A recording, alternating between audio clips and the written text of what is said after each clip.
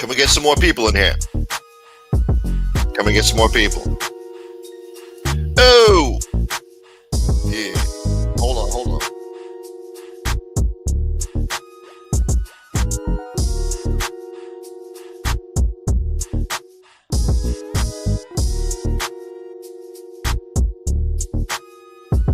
Yeah, hold on. I gotta pretend that I'm a young black man from 1989. Hold on. Yeah, you know what time it is. Time for another late night show. Something real proper like for your ass. Knick-knack, paddywhack. Dipping in a dope set. Yeah. Slipping and sliding. Yeah. Better recognize. It's time for the late night show with your host, Gonna Smoke the Dawn, with the real motherfucker. Yeah. Come on. For the next 2 hours or so, we're gonna be talking some shit. So sit back and relax and hit that like button. Yeah. All right. Damn. Today was a long day, man. Today was a long fucking day. Technically, it's still friggin' Monday. I mean, Jesus. This is the longest day of the year. I don't know. Shit. Think I need this agita? Where is everybody? Hold on, man. Stop this music, man. I'll just sit here in silence. I'll sit here in silence, boy. Come on. Turn that music off. Turn that friggin' music off.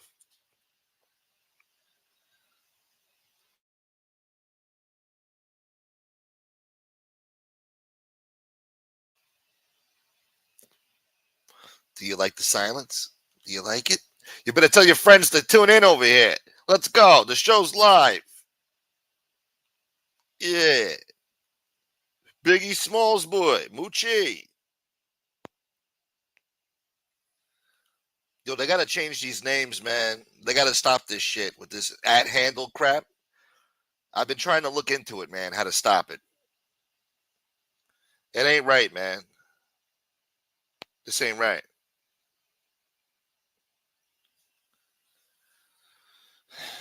How the hell am I supposed to know that that's Moochie?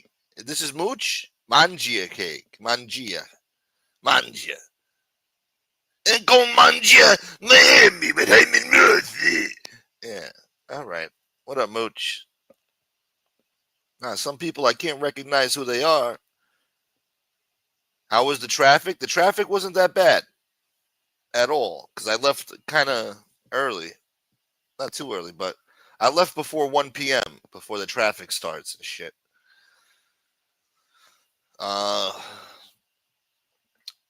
The Cross Island always has bad traffic, but it wasn't that bad today.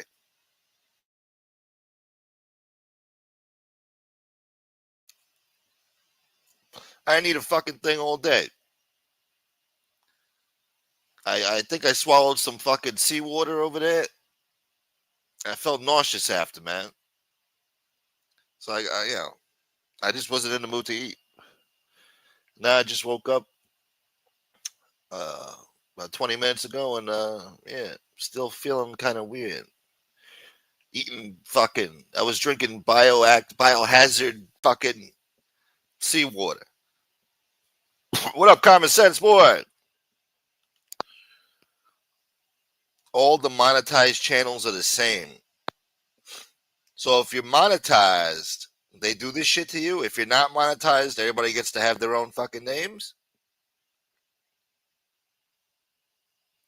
In some chats, it's Mooch, and some are... Don't know why. God damn it. Moochie. What up, common sense boy?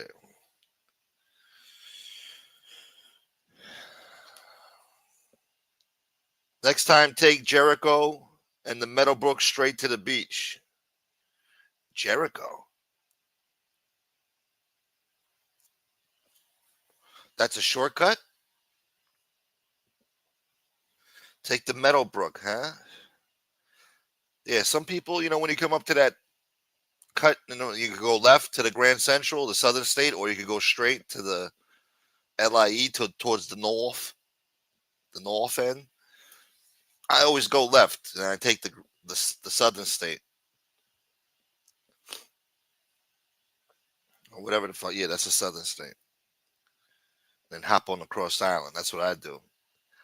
That traffic always kicks your ass.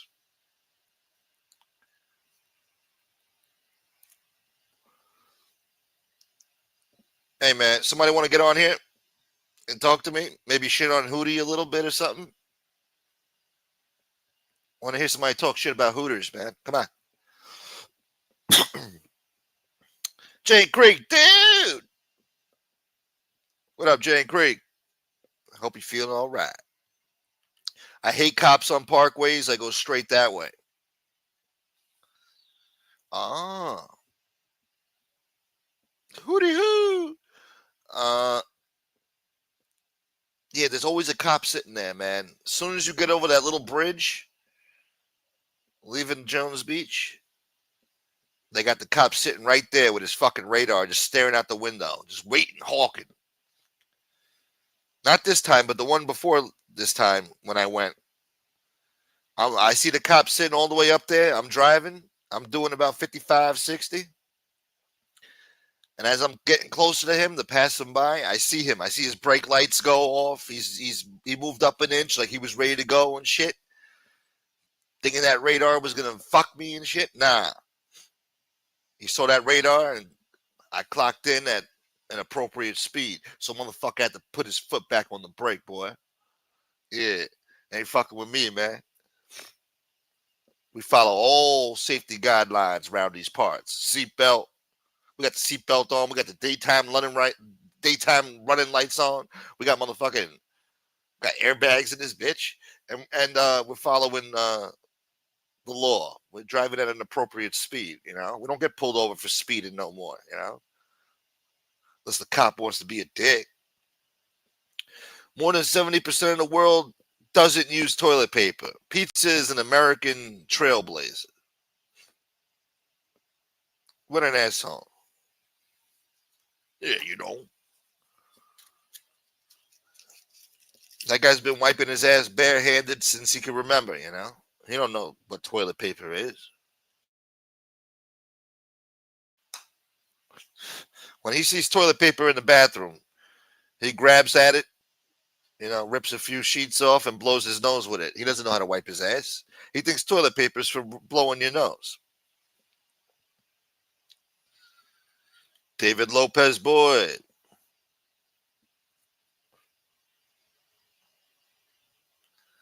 Yeah, real mother. So yeah, what else happened at the beach today? Nothing. I should take that show down. I think my feet were shown in the footage. My hand was shown.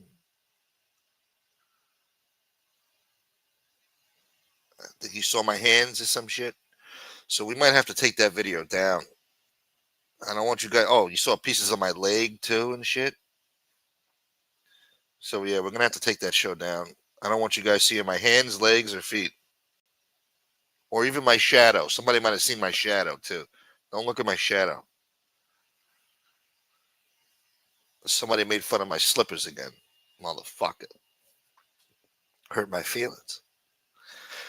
Pizza wipes the bottom of the what? Oh, pizza wipes the bottom to the front. Yeah, I wiped down my ass. Yeah, I got shitty balls. Shitty balls. Yeah. Thank you, Nightman. Shout out to the West Side. God bless you, Nightmare Boy. What are you doing? Playing Red Dead Redemption on 99.9% productivity? Oh. Damn, I sound like shit.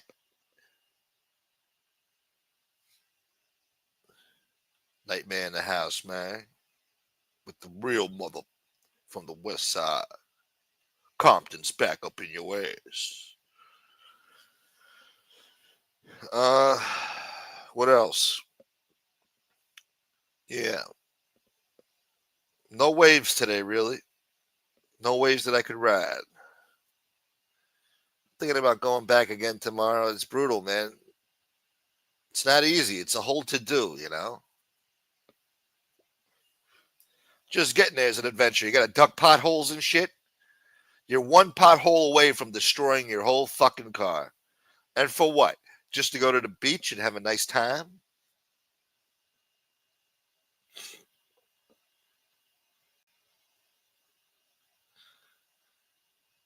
How long is that drive without traffic? I could be there in about, I don't know, 25 to 30 minutes. Let me think about that.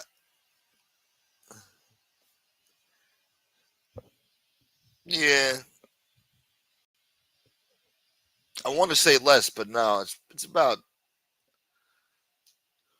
25, 30-minute drive, something like that.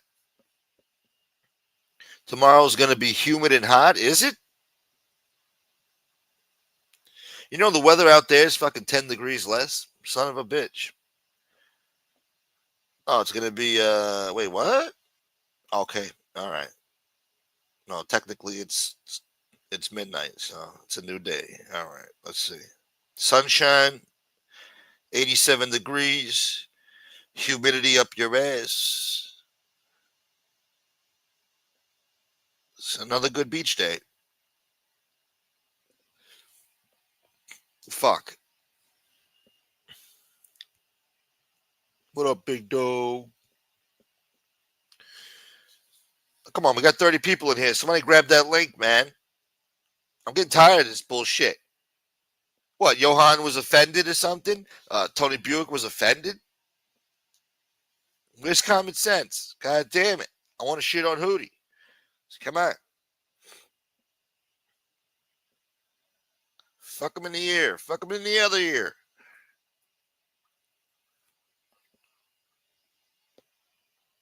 Gunsmoke, I got 100% on Red Dead Redemption 2 already. I started playing online as well and playing story mode again, doing the opposite of what I did the last time I played. Oh, nice. So now you're having a new experience in an alternate reality. Must be nice.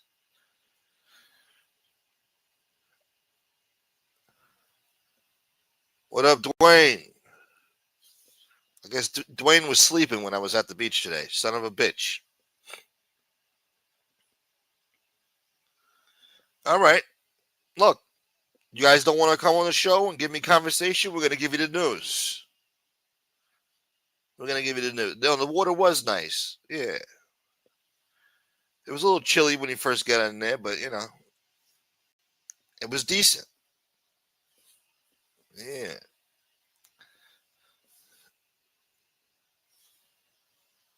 There's nothing like July, though, man. Going to the beach in July on a hot day.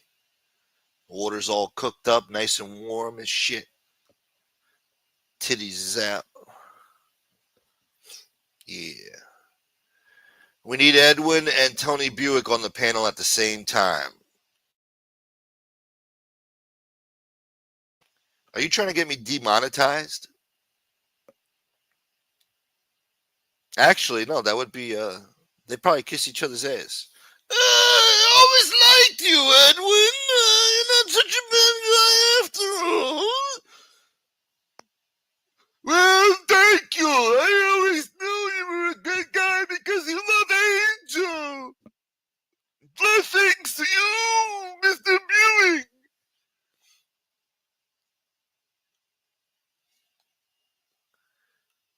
Your StreamYard's not working. I tried to fix it as last time. What?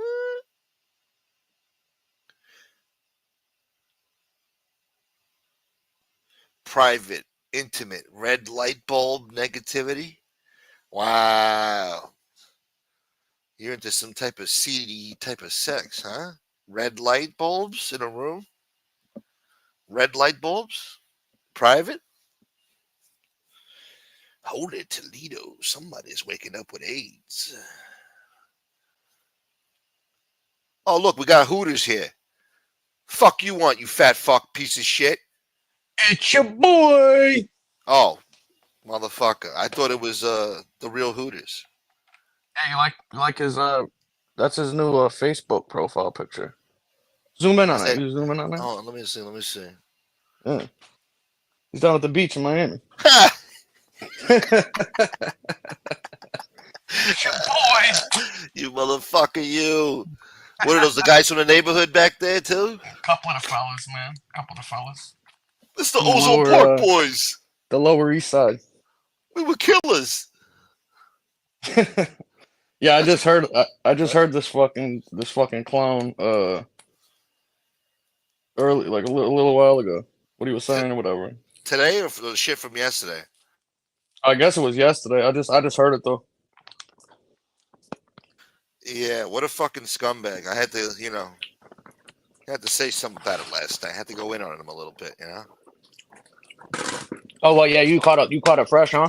Yeah, I just heard about it during the show, so I went in on him a little bit.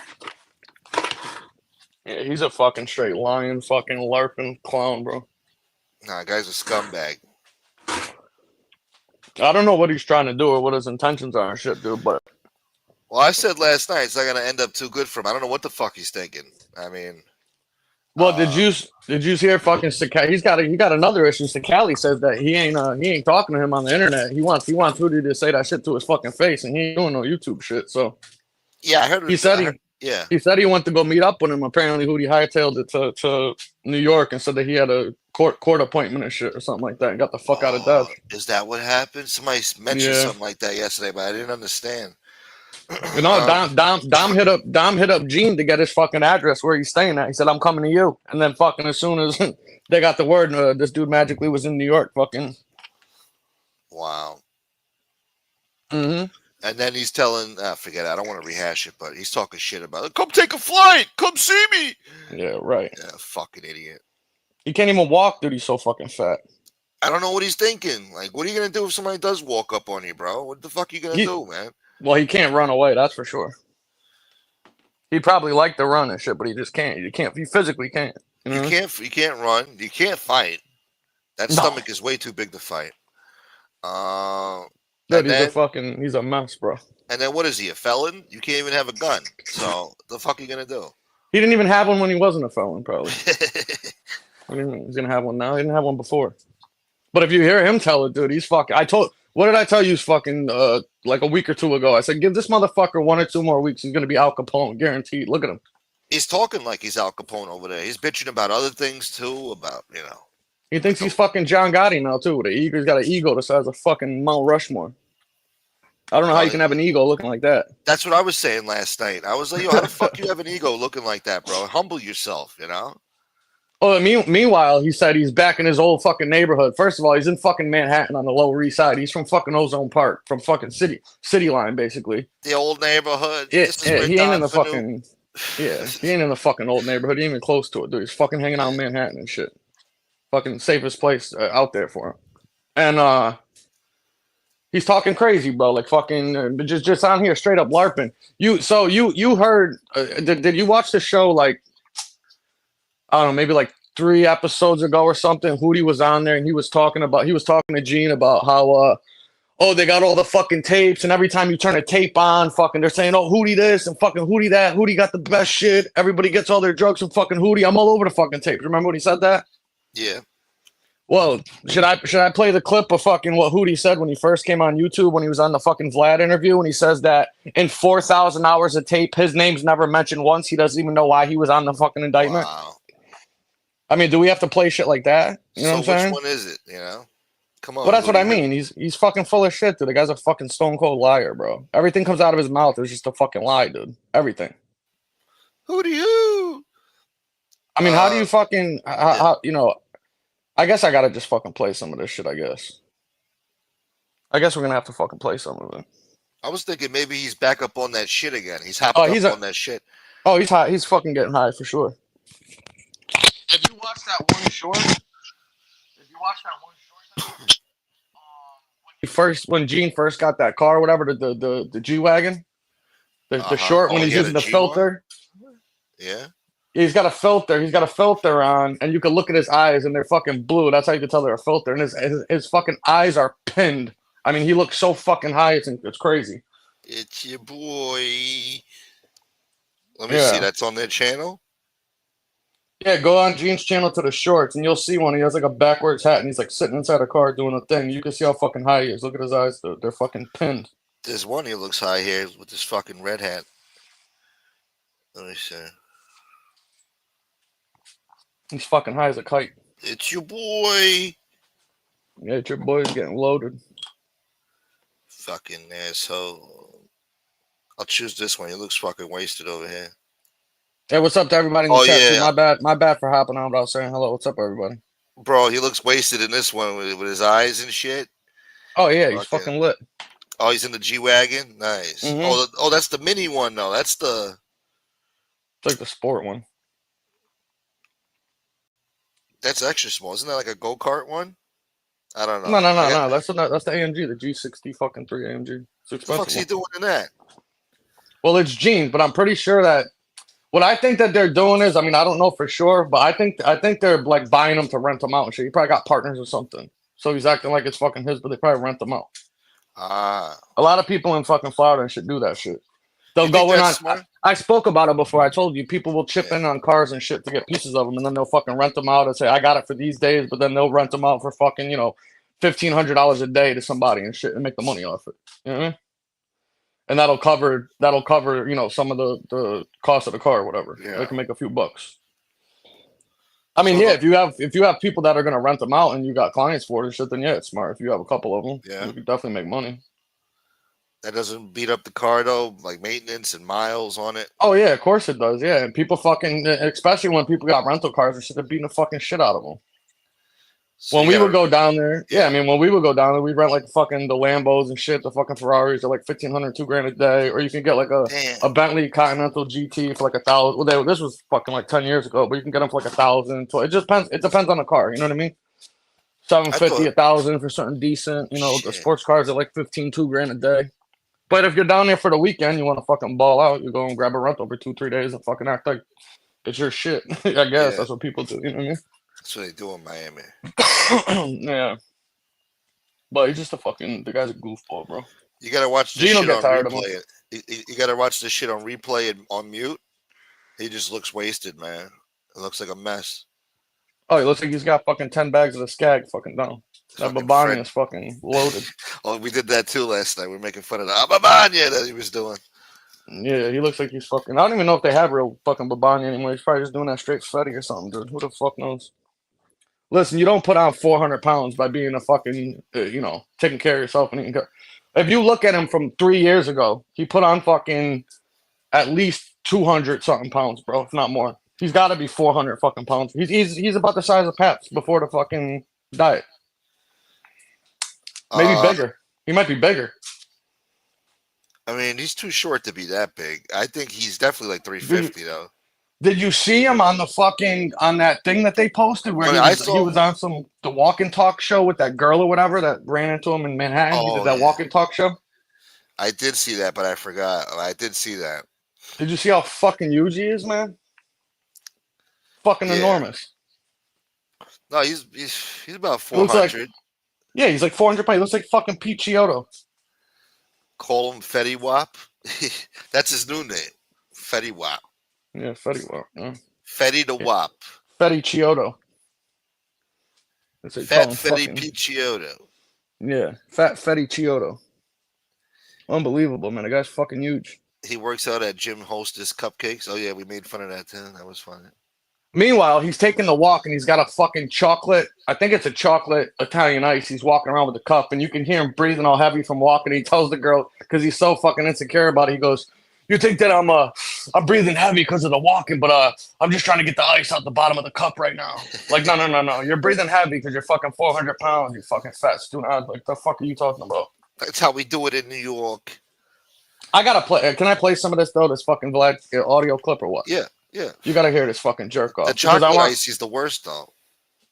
Yeah, but he's fat, so he loves chocolate and fucking anything not good for you. You know what I mean? You know you're fat when you're eating chocolate icy. Exactly. The fucking grossest one. The fucking Yeah. lemon or cherry or something. Keep it simple. He's over there. You get the chocolate. Yeah, the chocolate. You try that out. We get 2 scoops. Fucking asshole. Guy. So you got to listen to this guy. If anybody hasn't heard this clip of fucking the scumbag on fucking Vlad, I just want to remind everybody what a jerk off this motherfucker actually is. Let me turn my AirPods off and just put on the speaker because I don't want it to fuck up the audio. It's got that cancellation shit. So let me switch this off real quick. Let's have some vodka. Just want to talk, Hoodie. He's not gonna say. Huh? He's not gonna say nothing to Cali. He's gonna be talking real nice to him when he sees him in person. He's gonna be real sweet. It'll be like a so fucking this, yeah. Oh God, what are you saying, Spawn? No, I was just gonna say it'd be like a fucking punching bag compared to fucking Sakali. I mean, he'll just fucking be abusing that stomach. He'd fucking dog walk him. He'd fucking have him walking around the fucking park with a leash on and shit, like fucking the other guy. So bark like a dog. Bark. Yeah, bark. Bark, Hooters, bark. I want you to bark. He sounds like a fucking Christopher Walken. He calls up Gene on the loudspeaker. Fucking, he hears Hoodie in the background. Ah, please, I'm making your friend bark like a dog right now. If he does lose weight, he's gonna look like a fucking Shar-Pei with all that extra fucking skin flapping around and shit. He's gonna have like fucking wrinkles and folds and shit all over him. It's gonna be bad, man. I don't know why he's doing this. And Gene's letting him do it. Gene's just sitting there, fucking quiet as a church mouse with his little giggle and his smile. His little fucking he's probably setting him up. Who knows? Like, why is he doing his friend like that? Why doesn't he tell his friend, like, hey, why don't you knock it off with that shit and shut the fuck up about that? You know, let's let it go.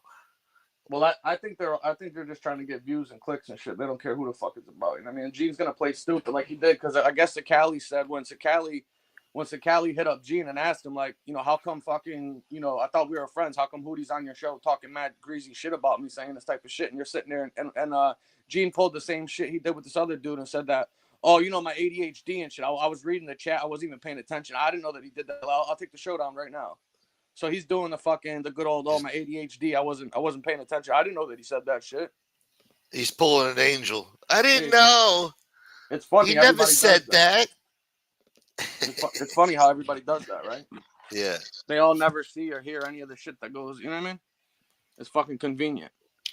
So if everybody in the chat, if anybody can, just to get a measure on if people saw this or not. Did you guys see the episode with Hoodie and Gene like 3-4 days ago? I don't know, it was within the last week, where Hoodie was talking about how he was the fucking the drug connect, basically. He was the plug, and that on all the tapes, he's all over the tapes. Everybody's saying, "Oh, I get my shit from Hoodie. Hoodie got the best shit." Does anybody in the chat see this before I play this interview on Vlad? Because I want to just make sure that people don't know what I'm talking about before I play this. Otherwise, it's kind of pointless. You know what I mean? I'm sure some people, a lot of people watch that fucking show.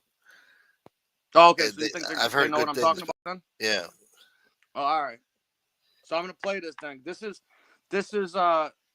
4 years ago when Hoodie was on Vlad TV talking about his indictment and what led him, because he claims that all he did was Queen for the day. He only proffered. He never cooperated or nothing like that. So I want everybody to hear what Hoodie says about what his actual involvement is, and I'll explain to everybody what a fucking lying fraud this guy is. So check this out. It's a little bit long, but we'll skip through it. All right. All right. Let me know if you can hear it good. Okay. So now you're facing all these charges. All right. And at one point, you start to cooperate. Never cooperated. You never cooperated. Stepped away from a global plea. What does that mean? Well, a global plea was something that I took for them on that first case. Now, I go to one of my friends in there. He's a May guy. And I say to him, what do I got to take, 10 years?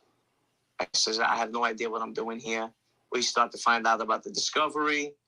It was, 3 or more people either go to the grand jury or they testify under oath. And they all 3 got the same story about me. That's how I could get indicted.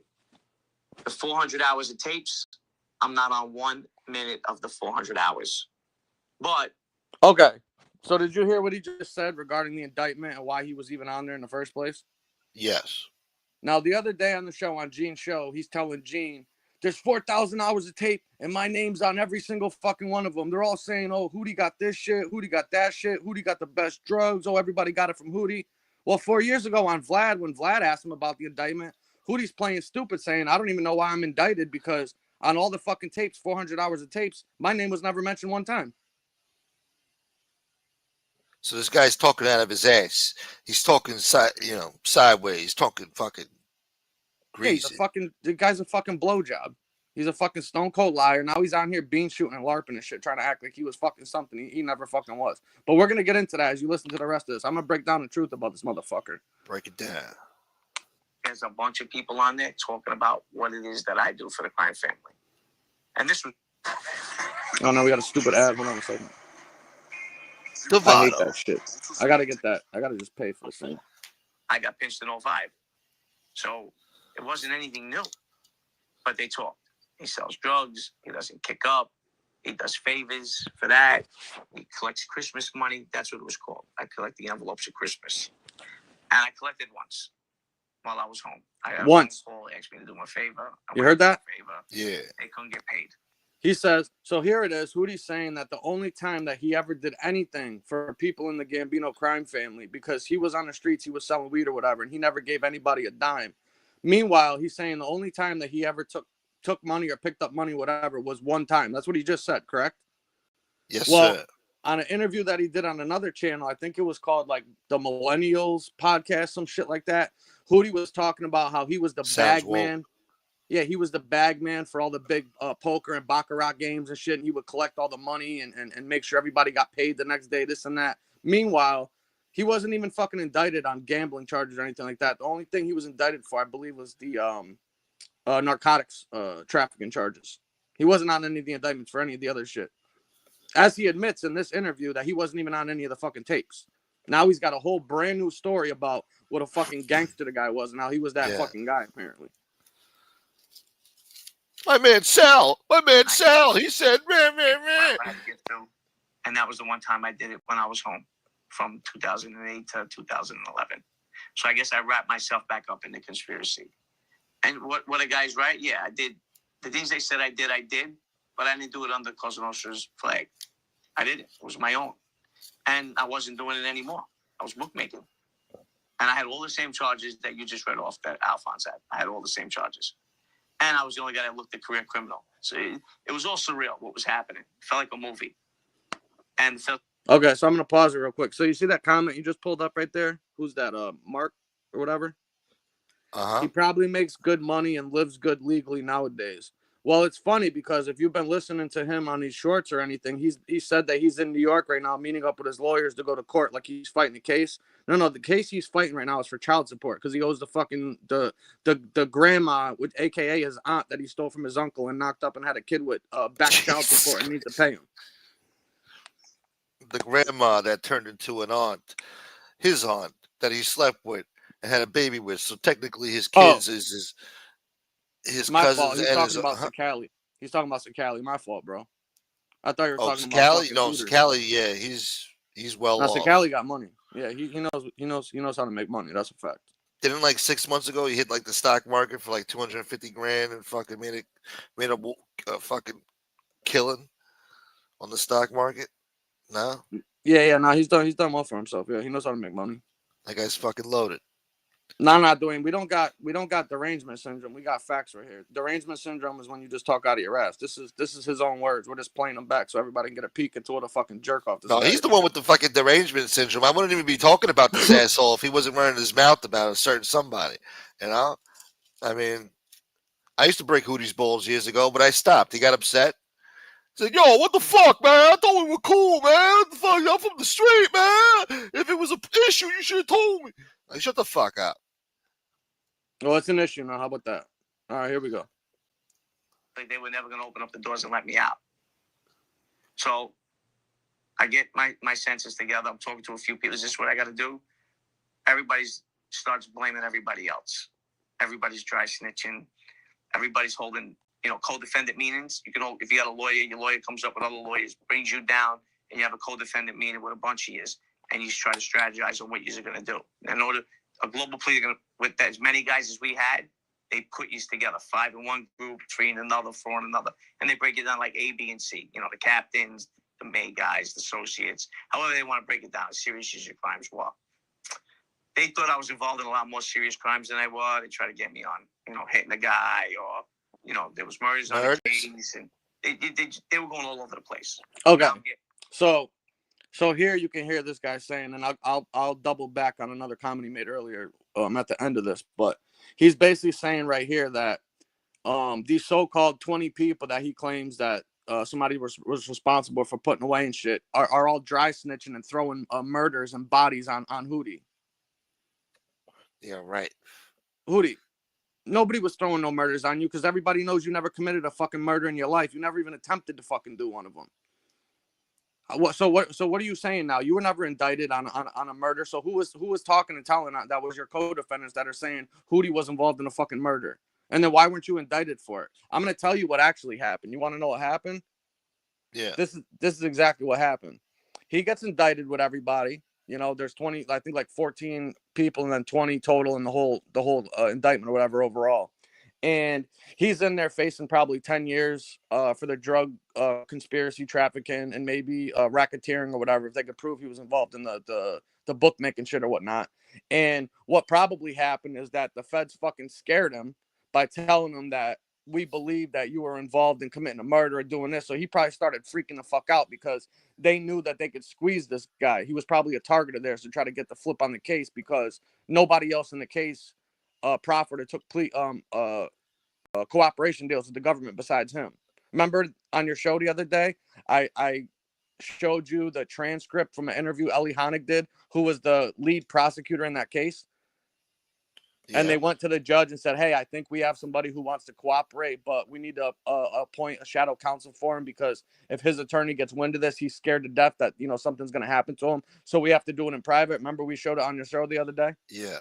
So that's exactly what happened. And he's explaining right now that basically he got fucking scared to death because he thinks that he's going to get implicated or put into murders that he had no fucking involvement in. Well, who put you in on these murders? Because nobody else was cooperating and you're not on any of the tapes. So they can't just say, oh, you did a fucking murder. They need evidence or proof or testimony from somebody. You panic. So, yeah, he's panicking right now. And this is what he's explaining. So I'll play some more. Listen to this. Scared. You know, because it's like, whoa. You know, not scared, like nervous scared. Like they're getting the story wrong. They put me on a murder that had nothing to do with thinking I was, you know, if there was 4 guys on, 3 guys, whatever, I was one of the guys that was there. Or, I mean, things are going crazy. You know, wind up guys went to trial on it. My name didn't get mentioned. They knew I had nothing to do with it, but I was getting blamed for this stuff. So he just slips up right there and he says that there's guys that are going on to trial and went on trial about it. And my name never got brought up. So, and they're still trying to put me on murders. Well, if guys are on trial for a murder, why aren't you their co-defendants in fucking trial then if you were involved in that murder? So obviously you're either A, making this shit up, trying to make up excuses for why you sat down with the government, or B, you're just fucking full of shit, which is what I think, most likely. He's trying to make up a fucking excuse. Yeah. So, and he's going to explain it, because if you think about it logically, if these guys are on trial facing a murder and they're going, then why wasn't he a co-defendant in that fucking case sitting right next to the guy? And then if nobody's talking about you during a trial saying you were guilty of committing a murder, then how are the feds gonna indict you or supersede you and shit when nobody else is telling them you did any of this? So where are you getting this from? Who's telling them that you did this murder? Notice he never says nobody's names. Yeah. You know, nervous. Like, wow, they're gonna get this wrong. They're gonna get this wrong. Drug dealer, you want to give me that from 15 years ago? I'll take that. But don't start putting heinous crimes on me that I didn't do. That I would never be part of. And I said, you know what? I spoke to my lawyer. So he says a heinous crime in his eyes is a murder, which that he would in never that life be part is literally par for the fucking course. What do you mean a heinous crime? Everybody that you're claiming are your fucking boys and your friends all have multiple fucking murders under their belts. And you hear him say, this is something that I would never take a part in and I would never do. So then why are you acting like a fucking killer right now on YouTube, bro? Even the word heinous, saying that in a social club is probably, you know, not a good idea. No, they don't even want to hear that word out of your mouth. Heinous. This guy's a fucking, just listen to this clown. This is unbelievable shit right here. Especially when you hear him. I just want to play this so people can get an idea when they're listening to the way he talks right now. about what you're actually listening to, which is a fucking straight jerk off. Says I want to jump off the global plea. And he loves Charlie that word. Hayes comes to me. Oh, he loves it. He's a big time lawyer with 2 other big shot lawyers. You know, I don't talk, bad about the dead now because he passed away, but comes to me with 3 other. So he says, I don't want to talk badly about the dead. Meanwhile, for the last week or two, he was on the show with Gene, and both of them guys were trashing Joe O'Kane. They were trashing Artie Negro, calling these guys scumbags, wishing death upon their kids. And both of these guys went to trial, blew trial, got life, and died in prison. But he doesn't want to talk bad about the dead 4 years ago. Now he has no problem with it, apparently. High-powered attorneys. I mean, if you were a $1 million defense attorney, you are on this case, And he comes to me and says, listen, your lawyer's friendlier with an FBI agent and the FBI than some of us are. Kind of trying to hint to me that, like, my lawyer's a rat lawyer. And the guy was the furthest thing from it. He's like, we could give you recommendations for other lawyers. And meanwhile, Ellie Honig said that Joseph Carrazza was this fucking lawyer. This guy thinks nobody's gonna fact check this shit. Oh, we're fact checking it now. I got more for him too. Don't worry. Let me put this. I went to this guy and told him I wanted to jump off a global plea, and he says, I don't represent guys that do that. And left on his own. All right? That's how much of a stand-up lawyer this guy was. And these guys were cursing him in the co-defendant meeting behind his back. And I thought that was wrong. And then I'm assuming Carrazza was probably lead counsel. They heard the tapes. And they wanted to blame it all on 2 people. The 2 main people that were talking on the case. Let's put it all on them. Wow. This is unbelievable. Quick commercial. Where'd you get all these chalices? They're the ones that are talking about the crimes that we've committed. Because the 5 guys that got serious time on the case never did a single thing with the cooperator. Wasn't even on tapes talking about crimes. Other people on tape talking about crimes. That's the difference between the and that's not true. That's a lie. And the state. All it's got to be is a conspiracy. 3 or 4 people come in, talk about the same. So Hoodie's saying that the 4 main people, I think in the top of the indictment, was Jojo Carrazza, Bobby Vernace, Alphonse Trujillo, Tony Muscatello, and it might have been Rockefort, but I don't know the 5th one. But either way, Hooters is full of fucking shit and lying through his fucking teeth, saying that they never committed crimes or around these guys or whatever. Like, we'll get into that some more. Go on. Thing in separate occasions, and you get indicted. So I wound up getting a court-appointed lawyer. Told him I wanted to jump off the global plea, bring it to the prosecution. I'll confess to my crimes. Okay, so you heard what he said there, is that he says that his quote unquote his original lawyer left because he was such a stand-up guy. He didn't represent people that were on global pleas. And then you heard him just say, I got a court-appointed lawyer. You heard that, right? Yeah. Now, if you remember the show we did a couple days ago, and I spoke about the Ellie Honig book and that transcript from an interview that they did about it, remember what Ellie Honig said? He said that Hooters' girlfriend, which is, I believe, the aunt at the time, called up the fucking agent and told them that Hooters wants to sit down and cooperate and speak to them, but he can't do it through his attorney because if they catch wind of it, he's scared for his fucking life.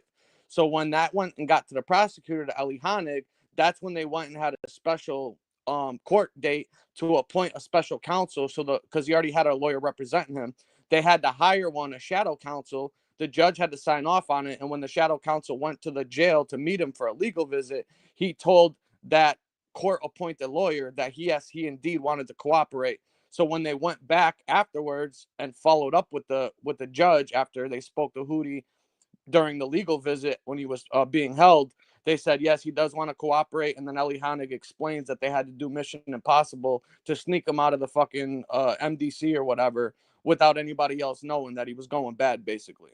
Okay? So this is Hoodie fucking telling quarter truths like the rest of these people do to spin their narrative. But we're going to expose this motherfucker. Just listen carefully. What I've done wrong, and I throw myself on the mercy of the court. Okay, and you admitted to the drug dealing.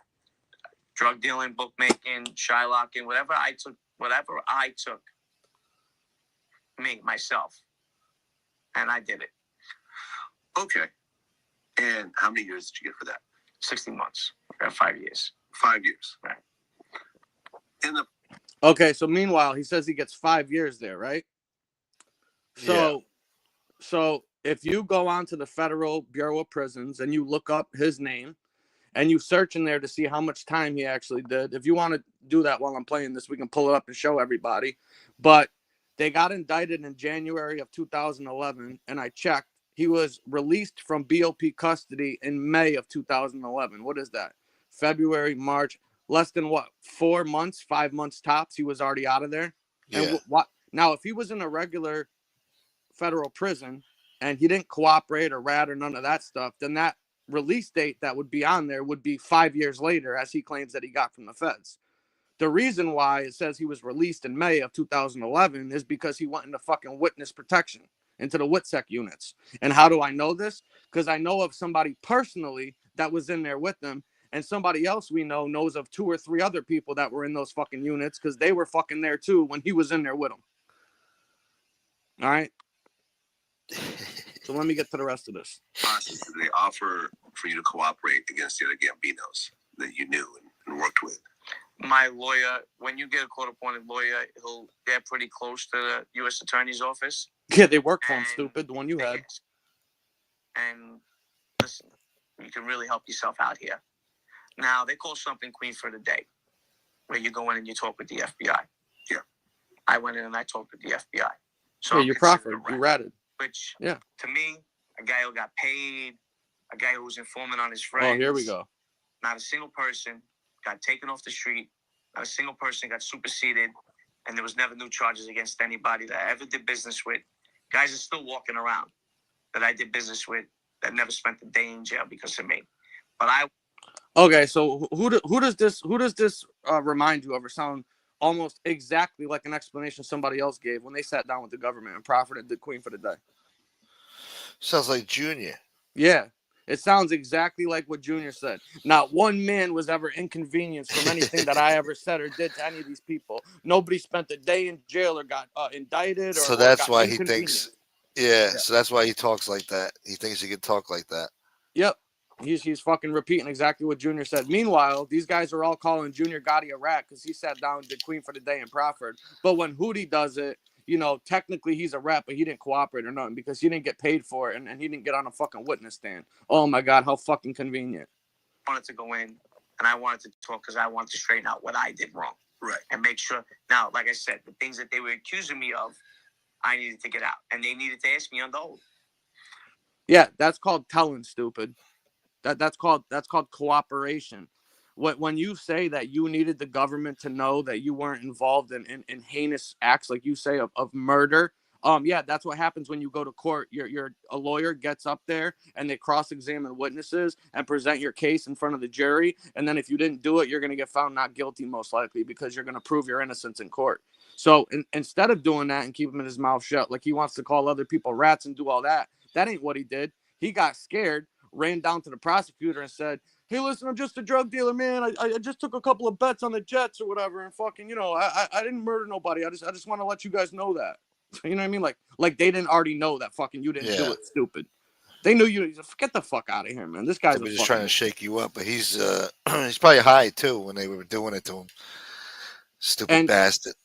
And more stuff is gonna come out about why the government probably alluded to or tried to scare him into believing that he might get wrapped up on some of these murder indictments or something, when he was never going to get indicted for fucking murdering anyone, because everybody knows he ain't never killed nobody in his life, bro. Right. The Queen for a Day, that's a proffer. Certain. Not everything's a proffer. Okay, that's you could go in, you could talk on the oath, they could take notes about it. It's just, you take an oath and you're being recorded, or they're taking notes, or 302ing is giving information. Yeah, it's called testimony. You gave testimony under oath. Talking about other people. It's called ratting, stupid. I've never signed a proffer agreement. I don't know how it would be justified. I'm not trying to justify it. I know what I am. I know what I did. Okay. And I know nobody was hurt by it. Right. But generally, the Queen for a Day agreement means you come in and testify to everything you know, and you can't get charged for anything you implicate. That's yourself. immunity. That's not queen for a day. No, it's That's not. queen for a day? No, that's All right, so he's wrong there too. He's saying that this is called immunity. If you're gonna go in there and list out the crimes, whatever. He's talking about if you're in there cooperating and you tell them about other crimes that you committed that the government probably didn't know about, and you could get immunity for it in return for your cooperation. Usually in these queen for the day things, when the government is taking down this information, none of it can be used against anybody else unless you take it further where you want to sign on and become a cooperator or a government witness in that case. And I'll go back and I'll refer to the transcripts that we did from Ellie Honig saying that not only did he cooperate, but he gave substantial assistance to them and provided them with a wealth of information that he knew. So I apparently he must have forgot about that shit because he, selective memory is a motherfucker, boy. they give you immunity and you come in and you testify against all the crimes you know of others and yourself. Okay. I guess I'm a little confused. Yeah. That's I've always queen thought for a day. They call it is sitting down with the feds. Any way that you sit down with the feds, even if it's not being recorded, if you're driving around with them. So I want to explain something else. You heard him just say here that that's not queen for a day unless the government is sitting down there and recording. The government, when you're dealing with the federal government and you're sitting down in queens for the day or proffer sessions, none of those meetings are ever recorded visually or by audio. Never. It's just you, your attorney, and the agents or prosecutor, the AUSA, whoever it is that you're sitting there giving this information to, is sitting there writing down and taking notes, and they're going to memorialize it and write down what later becomes a 302, which would have been the queen for the day, etc. So when he says that that's not what happened and it was never no recordings, they don't record anyone. They never record anyone. So he's full of fucking shit once again. They pick you up in your neighborhood and you talk. Step 1, free consultation. Oh, these commercials on this shit are fucking Devon. weird. Experts at your home for a personalized project. Wouldn't it be funny if like a fucking Ozempic commercial pops up right there? Ozempic. Yeah, they got 8 fucking Ozempic commercials during fucking Hoodie's Vlad interview. Hold on. And queen for the day. Yeah. I mean, according to Wikipedia, a proffer letter or a proffer agreement, aka queen for a day, a letter which is written agreement between a prosecutor and defendant or prospective witness that allows the defendant or witness to give the prosecutor information about alleged crime while limiting the prosecutor's ability to use that information against him or her. Yes, that's what they have it on Wikipedia. Absolutely. But queen for a day means so many other things, not just that. Got it. So you did work with the feds. I did. I sat down with them. You sat down with the feds. Yeah, I did. And in the process, what exactly did you tell them? All the crimes that I committed and the crimes that I knew of, but not about other people. Okay. Meaning, So just think about that statement right there. He says that I told them about my crimes and I told them about other crimes that I had information on, but I never told on any people. So if you told them all about your crimes and then you gave them information on other crimes that you knew about, how could you not be telling on anyone else? Because obviously those quote unquote other crimes aren't your own. So then you're ratting on other crimes the government doesn't know about. That's right, boy. I mean, I hope everybody's listening to this shit because this is how ridiculous this motherfucker is. they blamed me for certain things that I was on. And I said, no, I wasn't on that. And then if they want to charge a guy with drugs and the guy doesn't have anything to do with drugs, they're not going to ask you a question. You don't volunteer anything. They ask you. And you just answer the questions on. So how can the government ask you questions about crimes that didn't have anything to do with you and that you offered them? You said, I gave them information on other crimes I knew about. So if the government didn't know about these crimes that you're bringing up, then how the fuck could they ask you about them? They don't know what you're going to tell them. He was offering it up, man. Yeah, that's the whole point of you sitting down with the government, is that you're offering up them information in return for leniency on your end. And he's trying to fucking turn this into it's like a fucking dog and pony show with this guy, man. Everything is smoke and fucking mirrors, talking in circles. And if you don't want to answer the question, you plead the fifth. Okay, but isn't it? You plead the fifth during the fucking queen after for the this, day, dude. Okay. If they see that what you said wasn't accurate, then the deal is off. Correct. Oh no, not the deal is off. You could be charged with obstruction of justice. Okay. There's no deal. There's no deal on the table. Okay, got it. Because I never got a 5K1 letter. When you cooperate, you get a 5K1 letter. Okay. I never got a 5K1 letter. Okay. So you talked to the feds, but you didn't technically cooperate. Right. No, it's cooperating no matter what. Okay, good. I don't know how anybody wants to look at that. It's cooperating. I would have called myself a rat.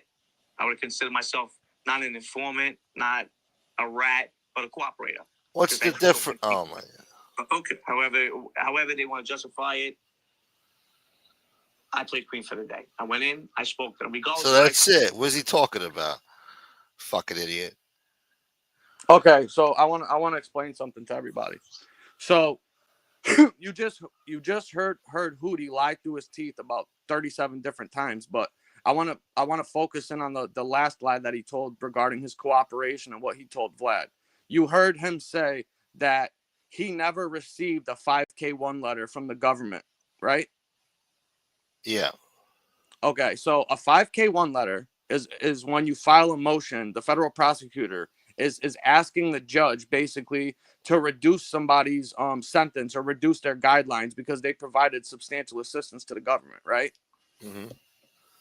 And it's not necessarily that they provided information to the government that can lead to a prosecution of another person, or if you're just providing them with information that can assist them in their investigation, meaning you could give them information on a whole bunch of other people, which could open up an investigation into them, but it doesn't necessarily mean that that person was going to get indicted or wasn't going to get indicted, or whether you were going to get credited for it or not. That's not how things work. And all cooperators do not get a 5K1 letter. That's not an automatic thing when you cooperate with the government. Even if a person cooperates substantially and it leads to indictments or other charges or other investigations get open, does not mean that you're going to get a 5K1 letter from the fucking prosecution. The prosecution has the discretion of whether or not they want to give you a 5K1 letter at your sentencing to get a reduced sentence. Because if you have, for instance, a minimum mandatory in the feds, the judge cannot go outside those guidelines unless you cooperate, whether you're taking a safety valve or you're straight up cooperating with the government and becoming a government confidential informant, until you later have to become a confidential witness if somebody goes to trial and you have to take the stand. And you'll notice he keeps saying that he never took the stand on anybody, nobody else was indicted, or none of this, none of that. Well, all the people that he would have had information on that he would have been able to say anything, they all took plea deals. None of them went to trial. So they were never going to get any of the discovery or information of what he gave to the prosecutors because they never took their case to trial. So the government didn't have to hand over all their discovery. You understand? Yeah. So he never had to get on a witness stand, not because he didn't tell on fucking everybody. It was because the people that he gave information on just took plea deals and never went to trial. Otherwise, he would have fucking took the stand on their ass. He would have had no choice. Otherwise, they would have fucking ripped up his agreement and fucking resentenced him basically and hit him with another charge. He would have had no fucking choice. But what was he gonna do? 10 years? Well, no, it just goes to show you that this guy either is fucking dumb as a fucking box of rocks and low fucking IQ, or he's intentionally lying to other people because he doesn't think people know any better or can look it up or understand what's going on. Like when he said what he said about the queen for the day or the proffer, or what he said is that, cooperators get 5K1 letters. I never got a 5K1. Well, not all. I'm telling everybody, not all cooperators get a 5K1 letter. It's completely up to the prosecution whether or not they want to give the judge a 5K1. In some instances, you won't even need to get a 5K1 because your guidelines, whatever you have, really aren't that serious anyways and shit. And you're going to get what you're going to get regardless. There's not really any big reduction that the person needs. Shit. So you can cooperate all you want and you could file a 5K1 motion, but there's no guarantee that you're going to even get your sentence reduced, or B, that the federal government is even going to fucking give one to the judge to ask them to give you a fucking reduced sentence. So, yeah, a lot of cooperators wind up getting a 5K1, but in his instance, whether he did or he didn't doesn't mean he's not a fucking government cooperator. He's lying. He's trying to play semantics with it, man. I didn't do this and I didn't do that, so that doesn't make me. I'm an informant, not a fucking whatever. Yeah, not a rat. Yeah. Yeah. They love that shit, right? You gotta love the Junior lines though when he says that nobody was inconvenienced by anything that I said or did. There was no other fucking indictments or nobody spent extra time.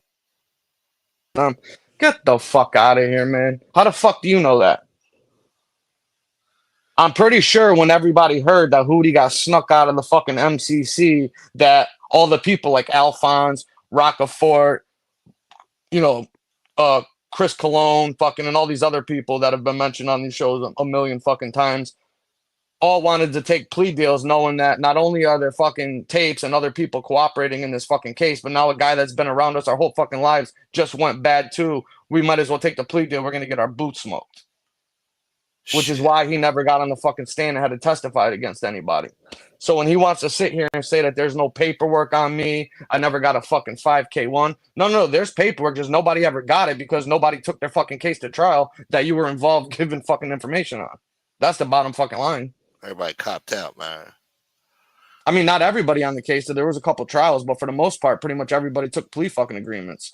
And you know, this is a guy that's on here trying to abuse somebody. Meanwhile, he's saying that these are his 20 so-called fucking friends. Well, out of your fucking so-called 20 friends, you were the only fucking jerk off that fucking jumped off the deal to sit down with the fucking government. Alphonse jumped off the fucking global plea, but he didn't sit down with the fucking government. Shit. I was on a global plea. Fucking dick. Yeah, he's a fucking global jerk off, this motherfucker. And now he's a tough guy and a killer. Unfucking believable. I mean, you can't make this shit up with these people, man. I got so much shit like this, bro. You don't even understand. I got so much shit and so many lies that this motherfucker's told on here that he don't even remember the shit that he's fucking said. He's so fucking high. Do you think Vlad was buying his bullshit? Hell fucking no.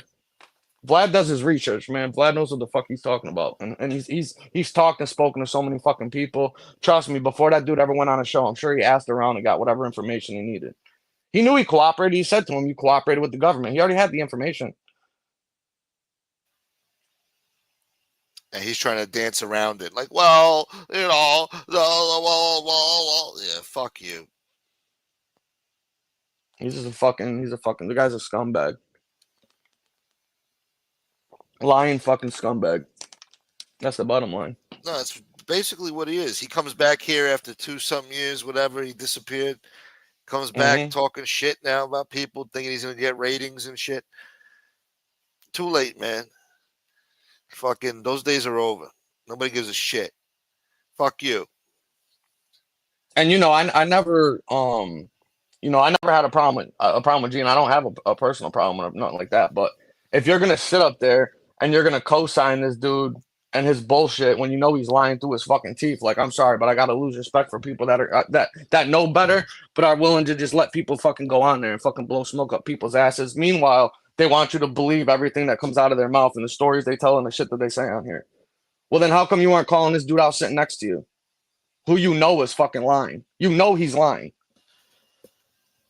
And I don't even know. Yeah, he's hyping him up, and I don't even know. You know, I'm sure these guys knew of each other and knew each other and shit, but they weren't fucking like that in the fucking streets. Hoodie was with the fucking Gambino guys, and fucking Gene was with the Bananos and shit like that. I'm sure they fucking hung out and knew each other and shit like that, but I don't think they were like that together in the fucking street. I could be wrong, but I don't think so. Well, he's sitting there letting this guy get all hyped up and shit and not telling him to calm down and fucking think about what he's saying, you know? I mean, he's talking reckless on there, talking real stupid. And he's just letting it happen. He's sitting there silent. You know, he goes quiet when Hoodie talks that shit about certain things. He just sits there with a smirk. Thinks it's funny. What's going to happen when this guy gets tuned up? Is Gene going to be there to protect him or fucking help him out? Hospital bills, fucking God knows what. Yeah, who the fuck knows? Who cares, man? Fuck him. The jacket. I honestly, I haven't spoke to him. He works late shift or whatever, so he's usually asleep during the day until later. So I haven't been able to hear back from him. I just found out about this like 2 hours ago or so. So I don't even know if he saw it or not yet. I don't know. Shit. But I'm gonna be assuming that no, he's not gonna be fucking happy hearing about this, obviously, and Hoodie's gonna fucking get what he's looking for, I believe. Whatever that is, I don't know, but it's ridiculous.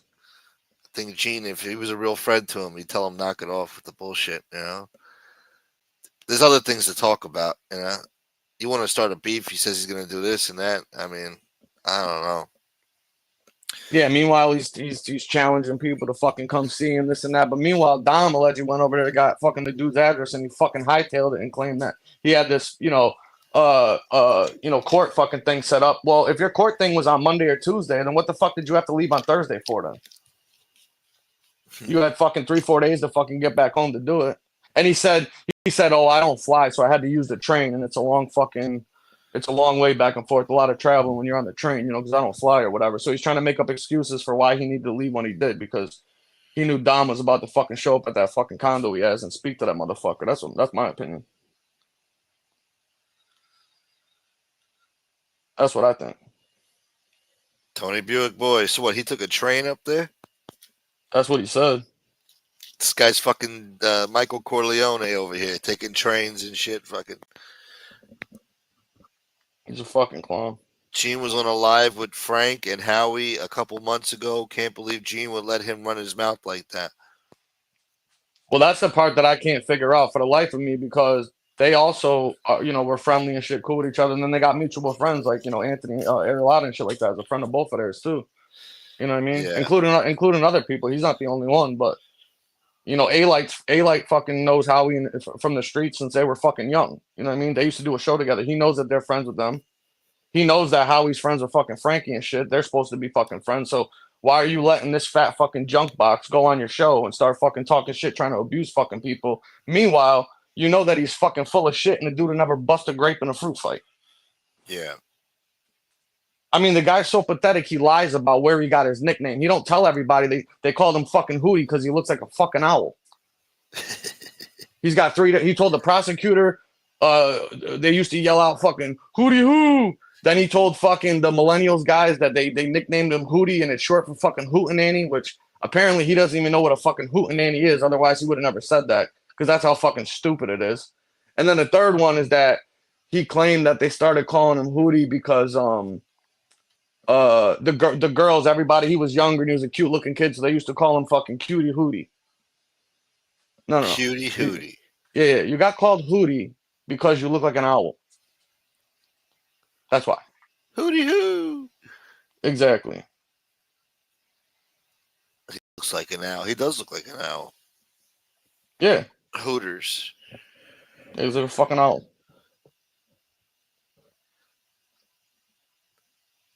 Unbelievable, man. These people come on fucking YouTube and they fucking join the army, and they can fucking be all they can be.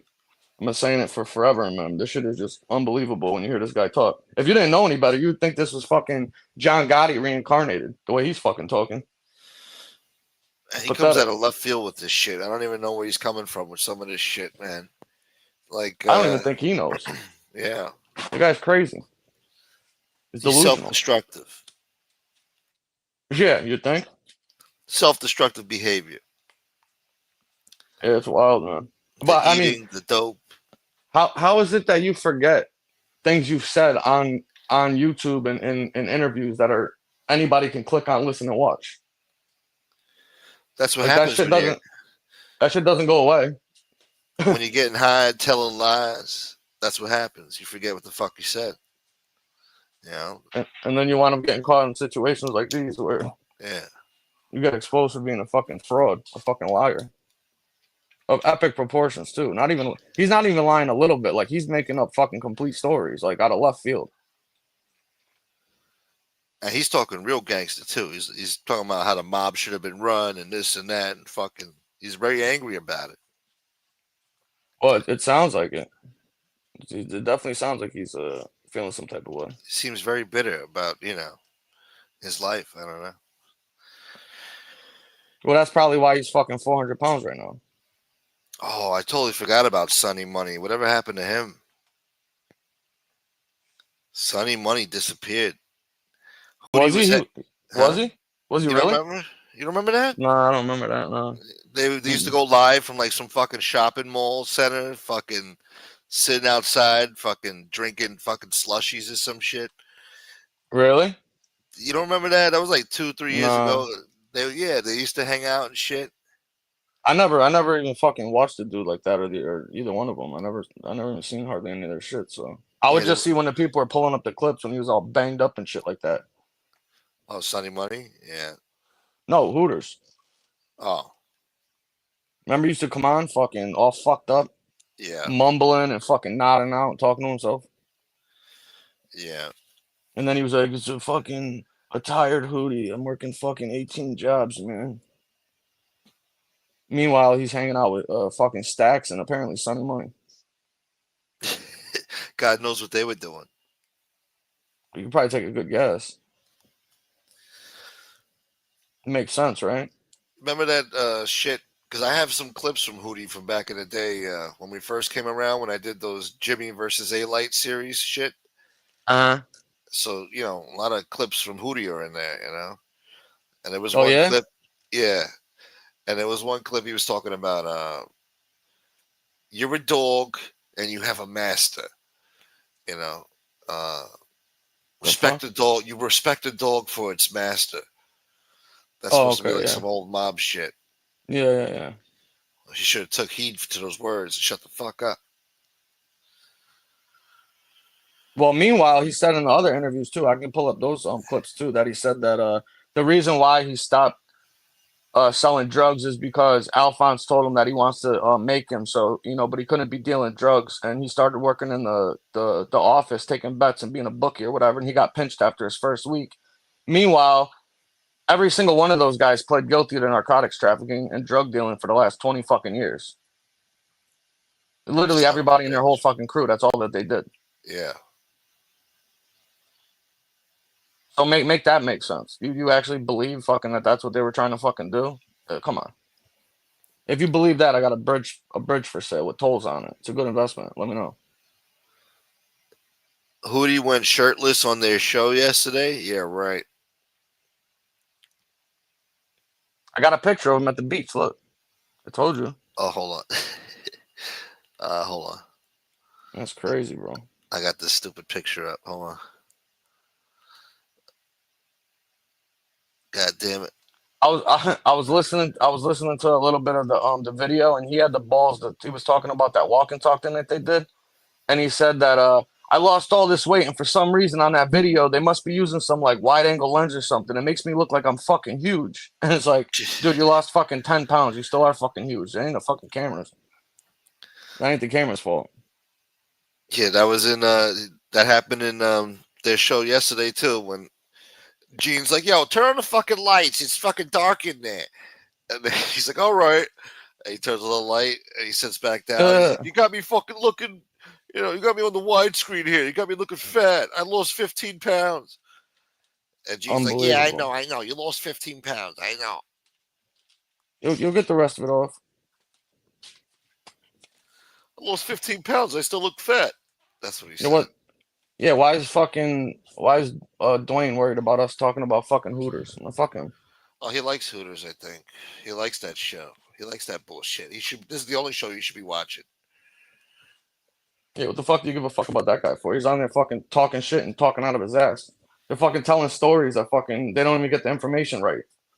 80% of it is is bullshit. Shit that they heard like third, fourth, fifth hand, and it's fucking all wrong. Yeah, I heard they were funny, having a good time, and then they took this turn where they're talking shit now. It's like goddamn. And if you listen to fucking Hooters talk, every time there's a story somebody brings up about somebody or some incident that fucking happens, Hoodie says, I know, I was there. He's there for fucking everything. He must have been there during fucking Jesus' birth. When Moses saw the fucking burning bush, he must have been fucking hiding behind a rock. I mean, this guy fucking saw it all. There ain't fucking nothing he wasn't involved with, apparently, according to him. Meanwhile, in the Vlad interview, he says on there that, yeah, I know these guys. I hung around with them, but I had nothing to do with any of them. I never fucking gave them money or worked for them and did fucking shit. So then what is it then? Were you fucking on all the tapes? You were the fucking plug for all these guys? They wanted you to fucking hit people and do all this shit? Or you barely hung out with them and you just fucking, went down to the social club and played cards and shit. You just knew them. And make up your fucking mind, dude. What is it?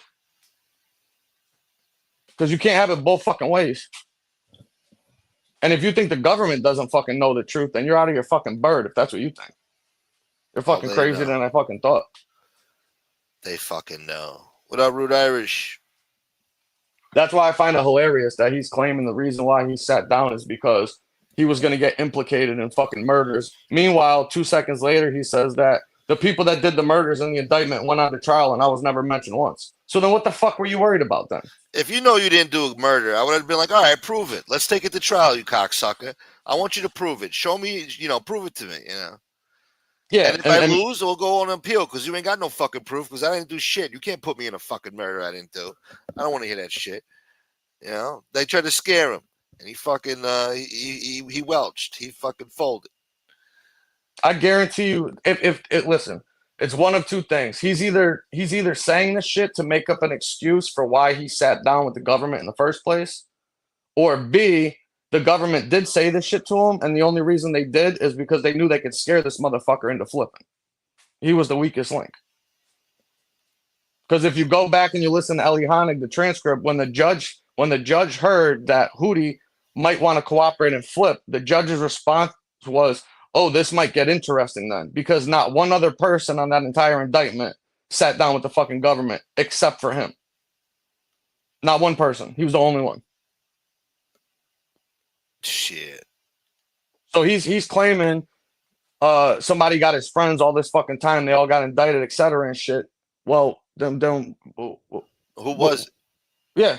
Then what? Then what? You sit down and you cooperate with the fucking government? How come nobody else did? He was the only one. The only person. You heard it out of this isn't me saying this. This is out of the fucking prosecutor's mouth. This is what the prosecution said. that probably fucks with him. That's why he tries to sugarcoat it in a way or talk around it. Because it probably fucks with him that he was the only guy that, didn't stand tall, yeah. Well, I'm sure it does, but that's his fucking problem. If he just came on here and fucking told the truth and admitted it and stopped fucking making up stories and LARPing and shit and pretending to be something he fucking never was and never will be, that'd be a different story. But now he's opening up his fucking mouth about a whole bunch of other people that he got no fucking business even talking about, nor would he ever said anything to any of these guys while they were on the street. I know for a fact that he fucking wouldn't have. And now he fucking thinks who the fuck he is all of a sudden. You know why? Because he knows that nobody else is going to want to go to prison or fucking do whatever fucking with this dude. So he feels like he could go on there and abuse whoever the fuck he wants, and that people cooperated, so they ain't going to fucking do anything to him. Well, if that's what he thinks, and that's a game he wants to play, then I guess he's going to fucking find out the hard way. Then I don't know. Yeah. But he's talking shit about all kinds of fucking people out of the fucking side of his mouth, and like I said, Sakali's fucking steaming right now. So he said, I don't even know what he said to the fucking guy. Do you? Shit. Because they were talking about this like 3 weeks ago when Sakali, some shit with him and Sakali. I was making fun of it, but I can't remember fucking 2 days ago. I'm going to remember 3 weeks ago. Somebody tell me in the chat. These guys watched it, that fucking Sakali show. What did Hoodie say to fucking Dom to get him steamed up? Hey, what's up, Chad? And yeah, Chad, you're absolutely correct. That's exactly what fucking happened. They knew who to fucking put pressure on.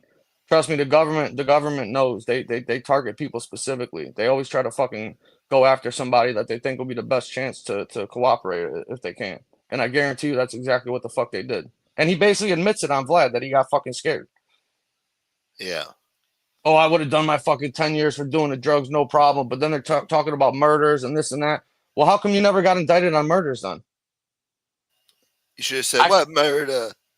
Yeah, I mean, I could see if he was actually charged and indicted for a fucking murder, and then he went in thinking that fucking he was going to get smoked at trial when he didn't do it, and he sat down with them to do a fucking queen for the day and proffer. That I could understand, but he was never even indicted for none of that shit. He's probably under a lot of stress, probably getting high, and then, he's in that fucking interrogation room. They got the AC cranked up. It's all cold in there and shit. And they're asking him questions. They're fucking making threats like, oh, what about this murder? We could prove that you were there.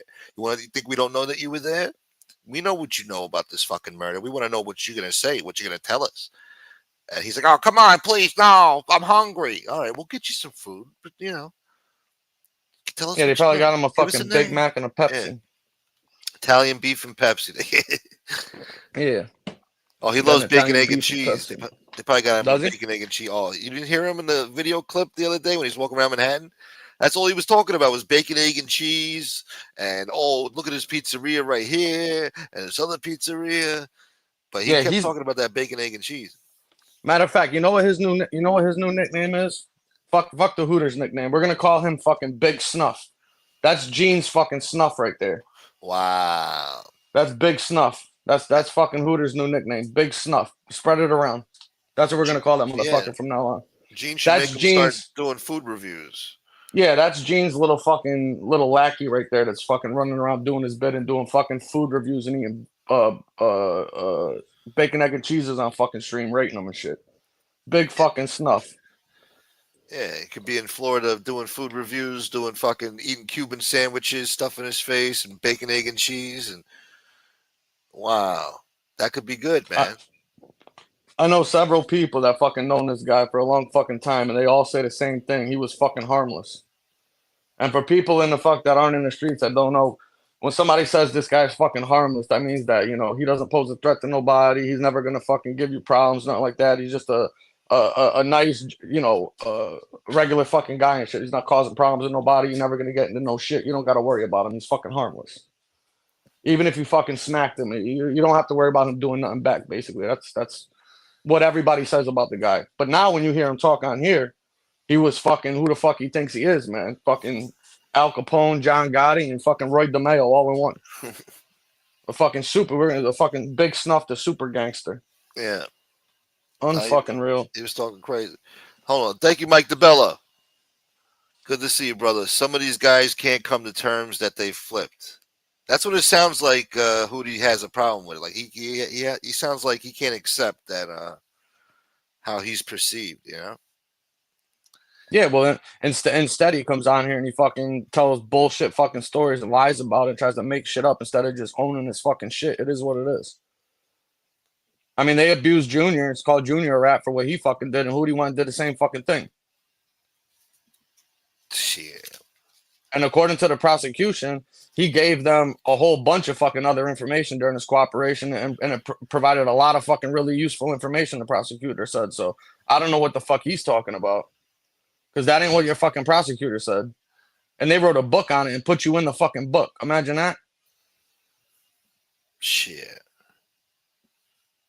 And last time I checked, I don't think Junior spent his time in witness protection or in the PC unit after he fucking proffered that day. So why did they fucking put Hoodie in a fucking WITSEC unit and sneak him out of there? I'm gonna tell you everything. I think the writing's on the wall. Yeah. I think it's pretty fucking evident.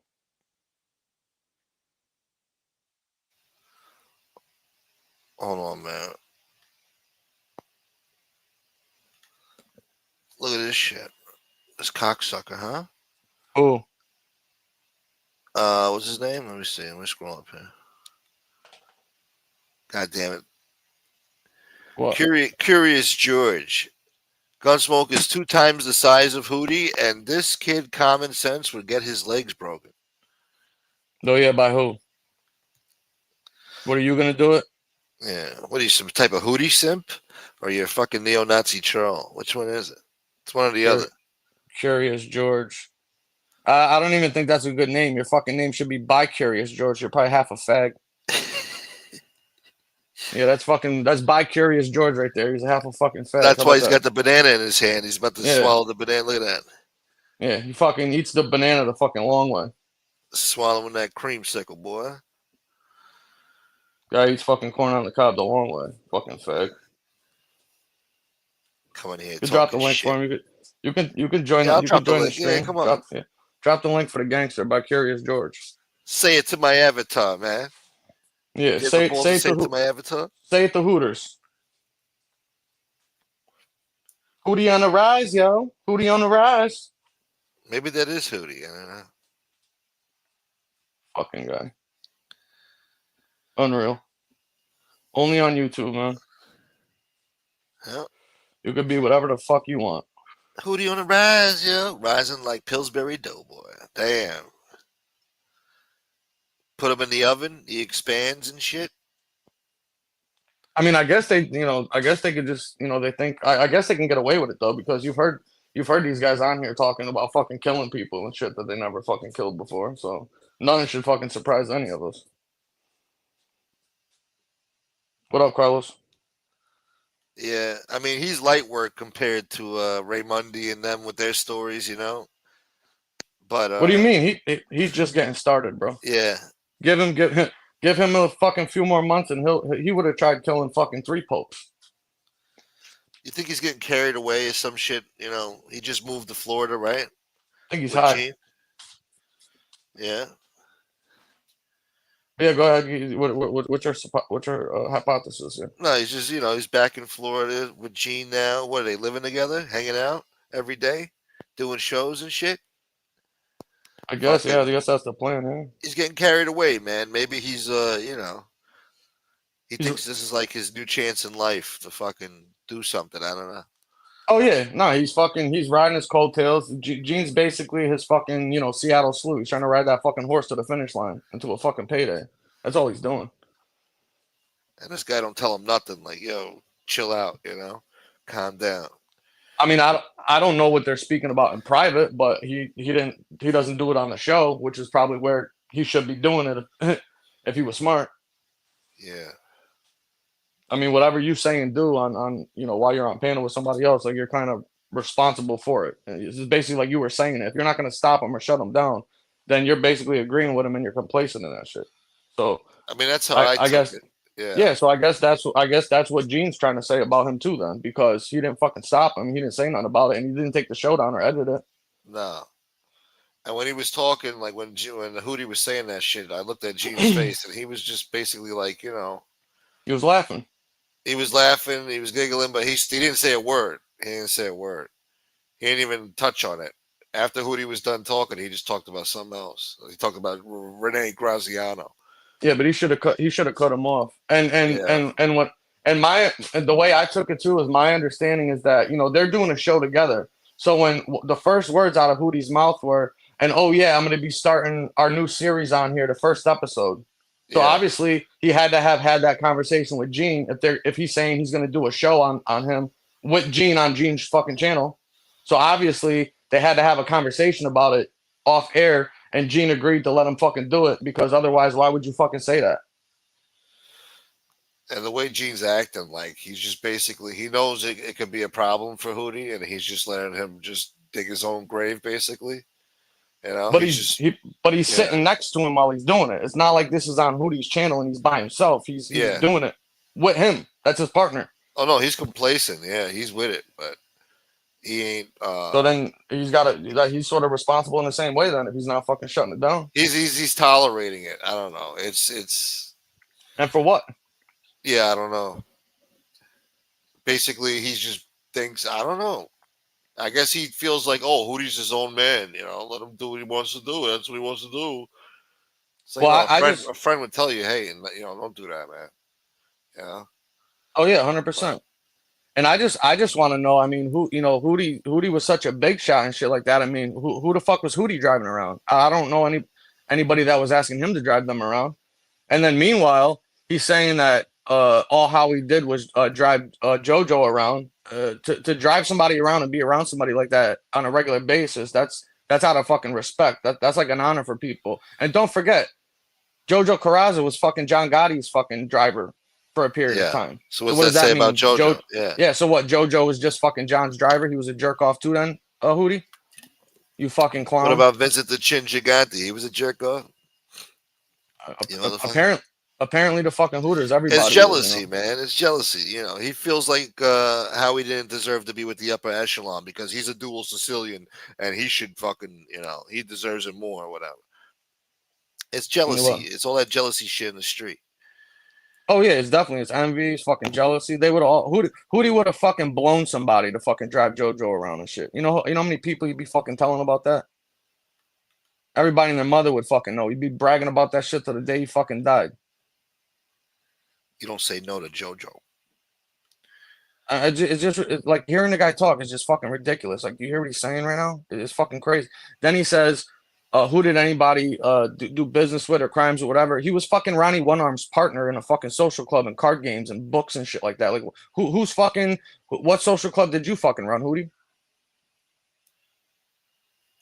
You said in the Vlad interview that you didn't do any fucking crime or any business with the Gambino family. You were just friends with certain people. You were on your own and sold drugs. So what the fuck did you do?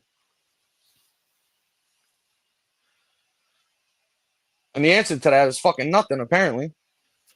But now all of a sudden, he was the fucking man. Everybody fucking talked about him. Sounds like he was proposed to be made and shit. Yeah. Well, that's what he was saying in like 3 years ago, 4 years ago when he had his channel. He was telling everybody that he was about to get straightened out and made. That's why he left the fucking drug game and he was just working in the office bookmaking. And he said he got pinched after just being in the office for 1 fucking week. Shit. Meanwhile, every single person over there were fucking drug dealers. A lot of them were convicted fucking drug dealers.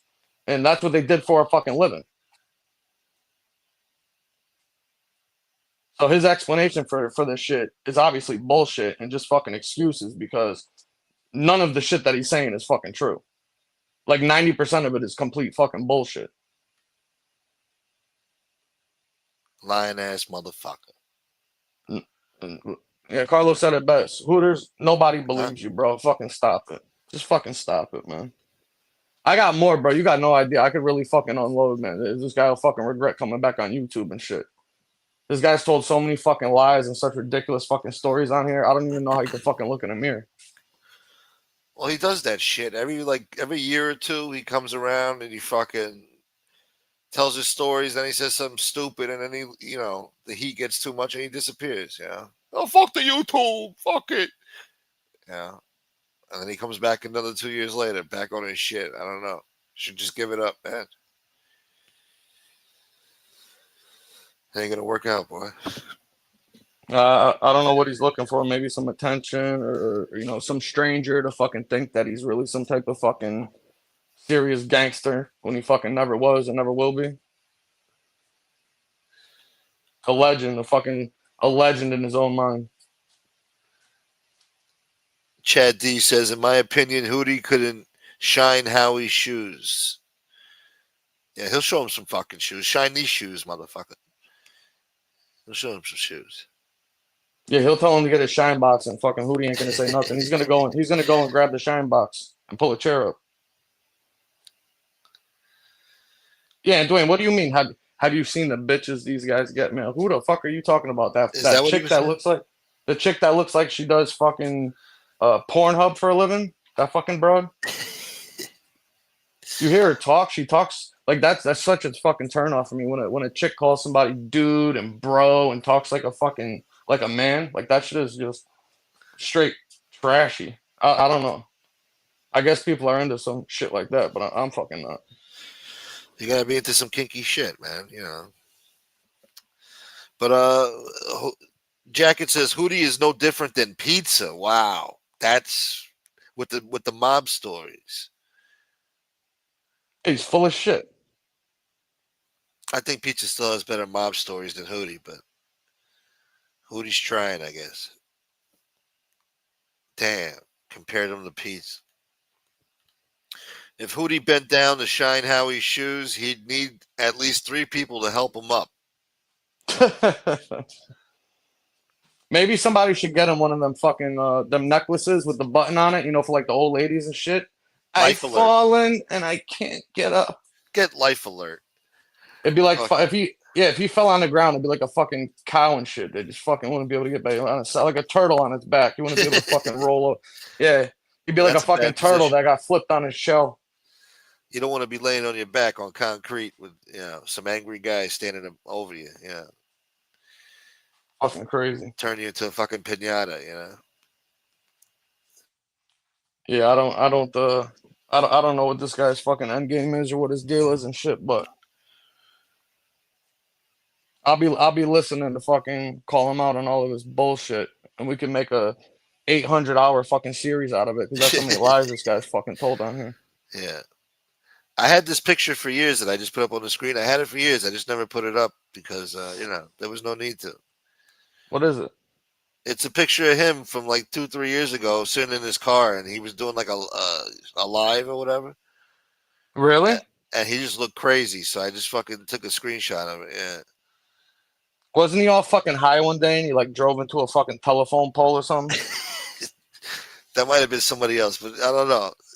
No. He pulled the fucking chickie, bro, but he hit a telephone pole instead of a fucking whatever the fuck he hit. Yeah. He was getting all high and shit and fucking looked up and wound up T-boning a fucking telephone pole. That's fucked up, man. People didn't have no phone service because of this shithead for at least a few hours till Con Ed had to come out there. Damn.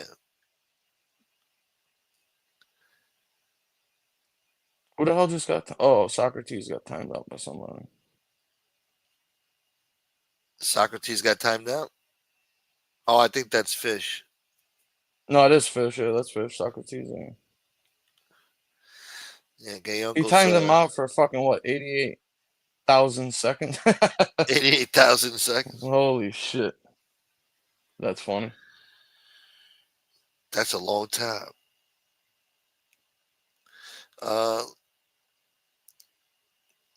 Just curious. It's not that long.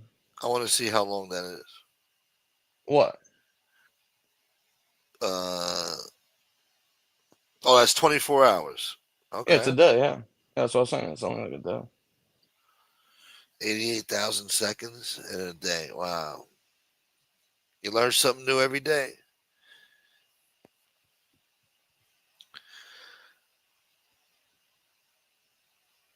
Where are you? I got Tony Buick backstage. You want to talk to Tony? Yeah, sure. Buick boy. Gunsmoke. Look who it is. I was just reading the chat. Sorry, I was trying to see something. What's up, Common Tony? sense. What up? What up, Buick? How are you, my friend? Hey, I was just reading. Hey, highlights, uncle. You timed out Socrates, Aka Fish. Come on, man. All he said, don't slip. Highlights, uncle. Don't slip. Is that a timeout offense? You don't understand the history between those two. It's okay. Because what the shit that highlights uncle's thrown at me for the last 2 months, I don't, you see there. What, you think he should be blocked? No, for what? For saying highlights don't slip. What the hell is that? I mean, that's gotta be weak to time someone out for that. And So you're saying no, gay uncle's weak for doing that? He didn't time him out for that. He timed him out for highlights. He timed him out for being Fish. Yeah, but that's not time. I mean, if there's something nasty, yes, something to do with his wife or his kids or his daughters, or yeah. But for that, come on, highlights. He builds up to that. Yeah, maybe. I mean, come on, for a comment, someone to say, "Watch out, don't slip." I mean, oh Jesus Christ! Why is he telling him don't slip? Watch out, don't slip. Yeah, I don't know. What's the context? Oh, don't block him. Has highlights dropped the soap or watch his back? Or something? I don't know. Maybe someone will watch his back. Dropping the soap. Apparently. I don't know. But anyway, highlights, Okay, yeah, all right. Well, I trust your judgment, highlights. Fair enough. Yeah, hey, it's the jacket, of course. Buick just earned himself a free icy. There you go. Yeah, true. I heard he's a bit of a star on what do you call that? Oh, this is TikTok. what I want to talk to you, Gunsmoke. Yeah. Listen, I know what you could do as an extra side to help you ease the comfort in the ghetto.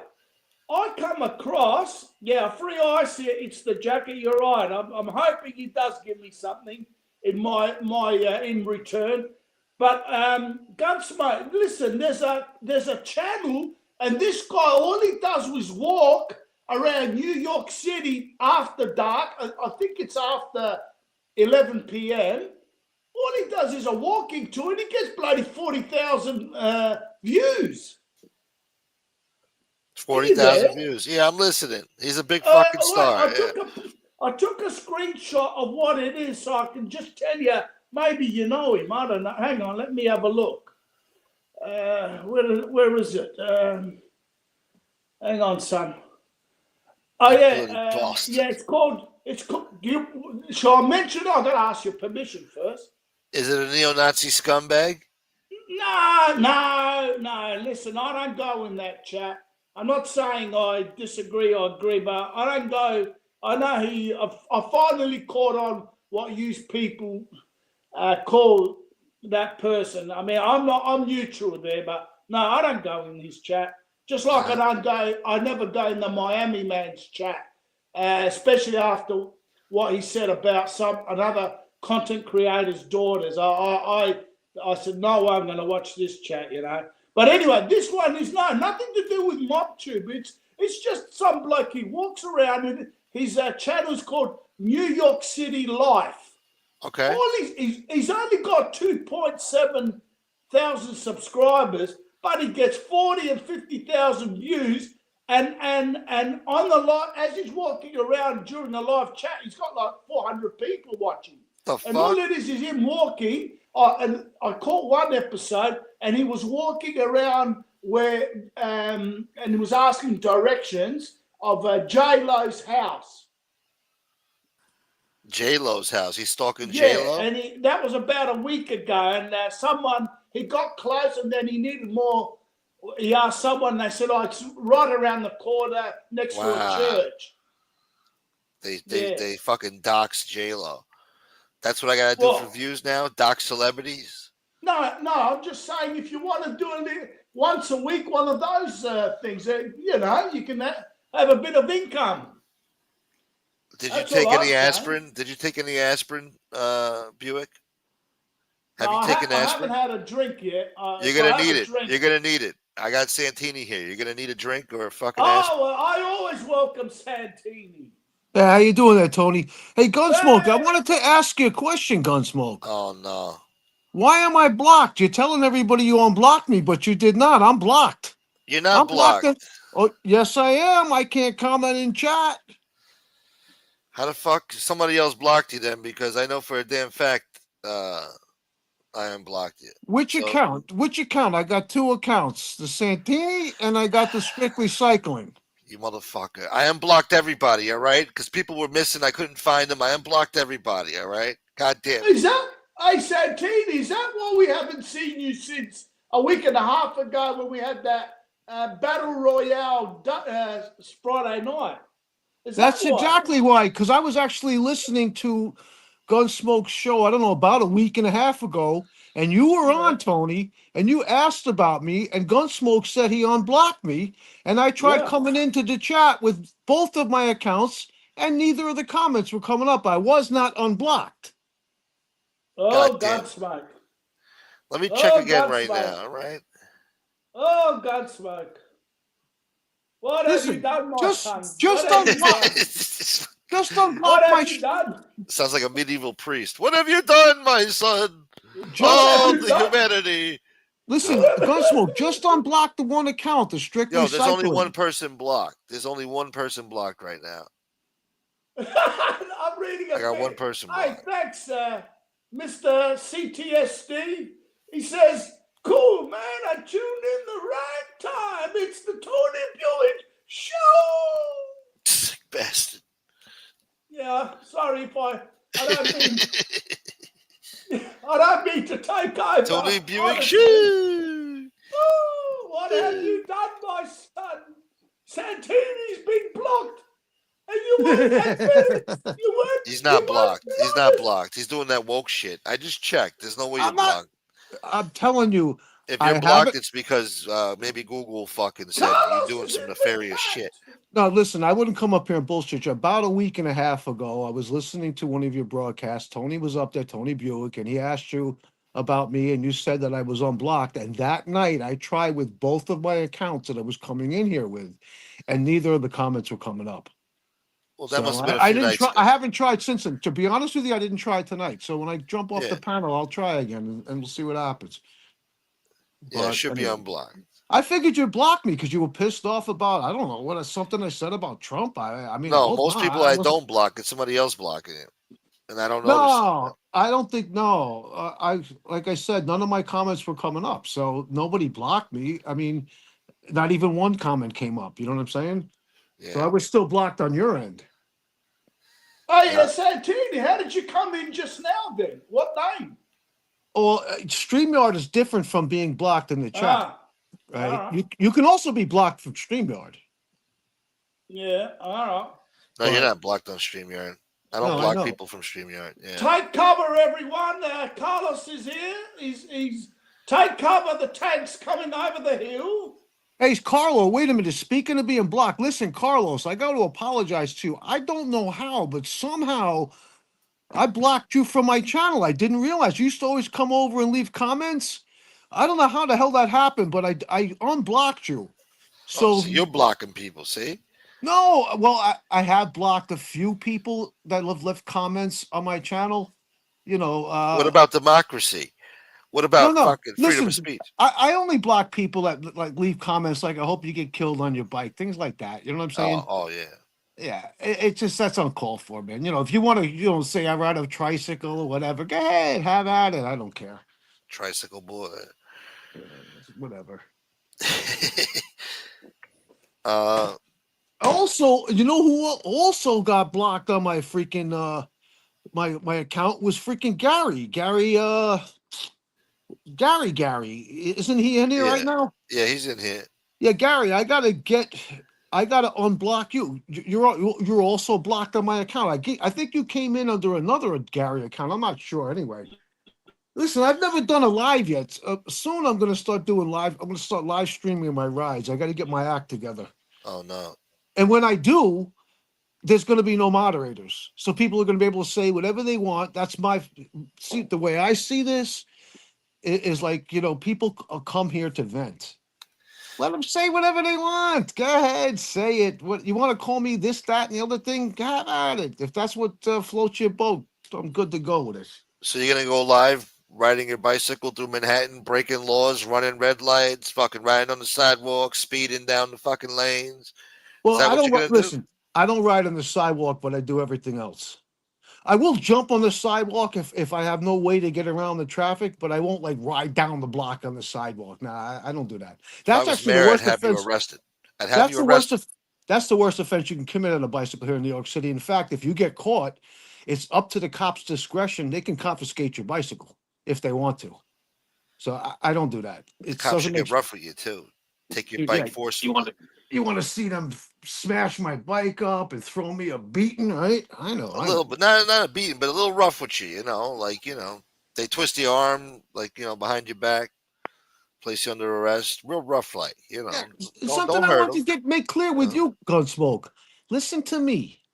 I'm an advocate for the bike lanes for other bicyclists, most of which who don't have the skills or what it takes to ride in traffic. But I myself prefer not to ride in those bike lanes. I prefer to take a lane. Have you ever showed up to a council member meeting No. and protested for fucking bicycle rights? No, the only protest I ever went for bicycle rights was back in 1987. There's actually a documentary on my community page, my last community post. There's a link to a 30-minute documentary from 1987 when I was involved in a protest when the mayor at that time, Ed Koch, was trying to close the streets of Midtown Manhattan down to the bike messengers. At that time, I was still a bike messenger. So we protested peacefully for 5 nights straight, and we won. Most protests don't work, but that protest worked. It's kind of interesting, actually, because everything in the documentary is from 1987. Everything's different. The cars, the buses, the hairstyles, the clothing, everything. So you guys started this fucking bike lane bullshit, huh? 35 years ago. No, back then there was no bike lanes, man. There was none of that. No, but you started this shit. You said you was advocating for the bicycle lanes, and then they actually did it.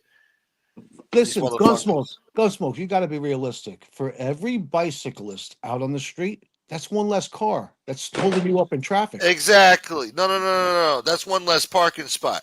That's one less fucking car. We need cars. Not everybody can ride their bicycle, all right? What about the elderly? They got to be driven around. You think they got to ride that little fucking bikey in the fucking bike lane? Fucking no, You're man. just pissed off because you see us bicycles flying past you and you're stuck in traffic. Come I on. hardly see anybody using the fucking bicycle lane except in Manhattan. It's a waste. Parking spots, cars parked in the middle of the street. They want to take away 300,000 more parking spots now for more bike lanes in Astoria and shit. It's ridiculous.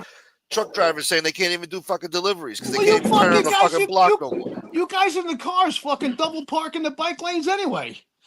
They got no fucking choices, no goddamn fucking parking. You got people killing each other over parking spots. I mean, fuck, there's nothing, this is dangerous. When I'm mayor, we're doing away with this, and I'm having you arrested and charged with fucking Don't you have a driveway to park in when you're at home? Yeah, but I'm talking about other New Yorkers. It's not about me. Why is it going to be about me? I'm thinking about other people that got to. You're thinking about the others, huh? Okay, all right. I think about old New Yorkers, not about me. I don't like what I see. All right. What if I got to go somewhere and park in some shit neighborhood in the swishy part of town? There's no fucking parking. You think I like driving around in circles? You think I like going to fucking Washington Heights and fucking driving around for 3 hours looking for fucking parking? Then buy yourself a bike and jump on your bike. Problem solved. Why do I have to live your lifestyle? Maybe I don't want a fucking bike. Maybe I like my car, What's wrong with riding a bike? I'm not in the fucking 19th century here, right? If I want to ride a bicycle, I'll take it to the fucking park. I don't need to fucking ride a bicycle and go from A to B. I'm not fucking 15 years old anymore. Riding my fucking mongoose. Riding a bicycle is actually fun and it's good for the mind, body, and soul. I shit you not. And the body in motion stays in motion, Gunsmoke. What's going to happen when you get into your 60s like me, Gunsmoke? What's going to happen? What kind of physical condition are you going to be in, my man? Not good. Come on. Not good. Right. We're already working ourselves up. You need to start moving now. No, fuck it. I already went. I was boogie boarding today. You weren't there. You weren't watching. I was in the ocean boogie boarding today. That's good exercise, boy. I guess so. I would consider it exercise, but it's zero impact exercise. What are you, nuts? That's swimming? That the waves kick your ass? You fucking... No, it's a lot of shit. Swimming, just like cycling, is a zero impact exercise. There's no impact when you're swimming. There's no impact on your joints at all. You're moving every fucking muscle in your body when you're swimming. Swimming is great exercise. Swimming itself. Pure swimming, yes, absolutely. But when you're boogie boarding, what are you doing? You're holding onto the board, you're kicking with your legs, so you're not moving your arms. Son of a bitch. What's up, Tony? Santini. Yeah. Excuse me, is common sense still there? Unfortunately. He don't like Santini. I'm sorry, Common. I'm sorry, man. No, we're good. I'm listening. Listen, remember you said I had a Mein Kampf that was signed personally to me? Yeah. Okay, well, I found the signature. Oh, no. Wait, all right, what do we got here? Can you see it? Hold on. Fuck. I got to change the style. Hold on. All right. Well, make it big. Make it big for 1 second. Yeah, hold on, goddamn. There's a lot I got to do here. All right. Okay. Lift it up a little bit. Lift it up. Oh, what's that? It's not the book. I found the paper. Oh, my God. What is this? The signature. Have a look. A love letter from Hitler to Tony Buick? Yeah, look, 1933. Dear Tony Buick. Look, it's got German cursive writing. Can you see it? Glad you read my book. Give my regards to Common Sense and Gunsmoke. Signed, Adolf Hitler. Wow. Well, there you go. Are you fucking kidding me? What the fuck? You're fucking sick, Buick. He foresaw you in the future, my friend. He foresaw you. They had psychics back then with the fucking. Hell, he did, the old man. The Mandrake. Well, I guess I'm glad he liked me then. Yeah, he only liked intelligent people. You know that. Let's have some strudels. Yeah. I thought Wow, I man, Unbelievable. thought you're a kick sick out of puppy, that. man. Wow, I knew you had an autographed fucking book from that asshole. Yeah, But well, fair enough. It's interesting. he had I good haven't. handwriting. Hitler had good handwriting, huh? Oh, you know, that's Son the of a old bitch. German. I don't know what they call it. The actual German script. The actual. There's a name Schweizer! for it. There's a name for it, but it's Yeah. I gotta look it up. I don't know Kenny, what the Paul name is. Kenny wrote that. What are you That's what the what are you penmanship talking was. about? Huh? The German it's called script. it's Yeah. called like Frogder, some shit like that, I think. Frogner. I'm not sure, but I used to know the name years ago, but You Well, Germanic bastard. that's like a script. It's a script font and shit. Like their script font like that they use. A Frogder. I don't know how you pronounce it. Frog something. yeah, I just know it as an old German cursive. No, but there is an actual name. Somebody And can the look it up. British, the Old German English, script is called current. It's also known and as current script, actually, and Deutschschrift. it comes from the medieval times. And actually, the Are you English sure? had that script. Yeah, the English had that script as well until they abandoned it around the 1850s. But they similar script. It's with like the S will be with like Gaelic double, reading almost book. like next to each other, double-sided S's and like thick. The top half of F would be very thick, then thin script lower. But I don't know. You got to look it up somewhere.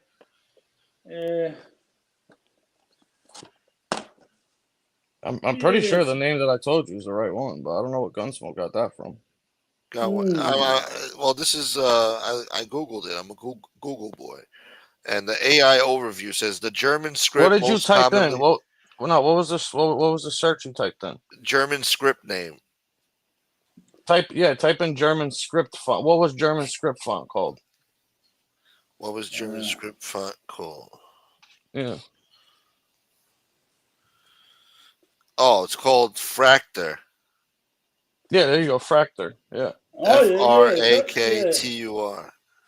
Yeah. How do you spell it? Yeah, it's pronounced weird. Fraktur. It's pronounced like weird. I think it's like Frogder or some shit like that. Oh. Fractal. I heard them in a documentary fucking talking about that shit before. Yeah. It's like a Dutch script or something, like a Dutch cursive. Yeah, the English had it as well. Well, that was Old English. Yes. Well, they're all the. Yeah, here it is. I've got the. I found one. I'm saying right that's what here. the font. That's what the font's called. The cursive, script look, font. It's Old can you English. see that? Yeah, like this. Oh, let me see.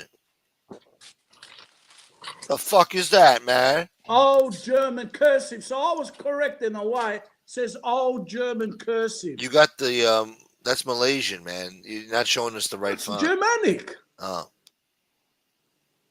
Yeah, but that a lot of the northern, a lot of the northern European, like the English, the Dutch, you're right, and I suppose the Scandinavians would have had the same script because they got the same alphabet as well. But it's called Old German Cursive or Fractal, like what Common Sense said. Yeah, but interesting. Anyway, moving along. So what else you been doing, Santini?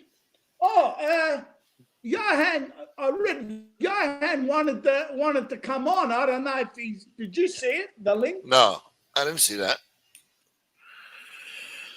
I saw it. So in answer to your question, Tony, ago. In answer to your question, I've been riding up a storm, man. The weather here in New York City the past couple of weeks has been totally uncharacteristic. It's been very low humidity, man. It's been absolutely beautiful out. Yeah. So I've been riding up a storm. You know, wait a minute. I was in point, Brooklyn yesterday. It was hot as fuck. It was like 95 yesterday in fucking Brooklyn. Yeah, but the humidity was low though, Common. So I don't know. I was fucking sweating like a motherfucker, bro. Gunsmoke, back to the bike lane just for a shit. second. Do you realize that now parents can take their kids out on their bikes and have a safe place to ride in the bike lanes. Isn't that a good thing? You go to wanna the see kids park. getting hit in the When my grandparents took me to the park to fucking ride my bicycle, that's where I rode my bike. I didn't ride it in the fucking street. They took me to the park to ride the bike. Yeah, but now with these segregated bike lanes, the parents can have their kids in front of them or behind them on their own bikes, and they can ride with them safely. You know what I'm saying? What's wrong with that? That's a good thing. Nah, man. Nah, they don't need to be in the street. It's still risky anyway. You don't put your fucking kid in the What do street. you think? What do you think the parents should like put the bikes on the train, take them from say Brooklyn into, I don't know, Manhattan, and then get off by Columbus Circle and then walk the bicycles into Central Park and then ride in Central If Park? you live in Manhattan, yes, okay, have some fucking bike lanes, have at it. But they did it everywhere, man. Every fucking where. I The can whole guarantee. fucking neighborhoods that it's not even necessary. There's nobody riding their fucking bicycles. You got cars parked in the middle of the street. The fucking lanes are narrow. On fucking turns is dangerous. People are driving like assholes. You got potholes you got to avoid. And fucking, you got a thin ass lane because the fucking cars are parked in the middle of the street, all for a fucking bike lane that nobody's using. It's a fucking waste of. Hey, Gunsmoke, I can guarantee, Gunsmoke, when you order DoorDash or Uber Eats or whatever. I don't order that shit. Yeah, you can't wait for the guy to get there on the bicycle with your food. He should be driving. He don't need a fucking moped. I did Hey, deliveries. I was a Santini. delivery boy. I used a fucking automobile. Did you ride in your sandals? I don't No, ride. What are you fucking sandals? All right. that's what he's riding it. Get got the sandals, fuck bro? out of here! I don't wear no fucking sandals. What are you crazy? No, Gunsmoke, I said, rides in his sandals. No. Hey, Santini, I've seen a few of your videos, as you know. I've put a comment or two there. I sometimes can't believe how fast you go in between tight, two cars, a row of cars, like parked at the traffic lights.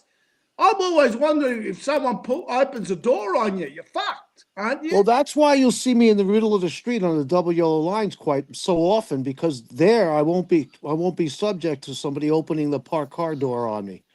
That's another problem with you drivers there, Gunsmoke.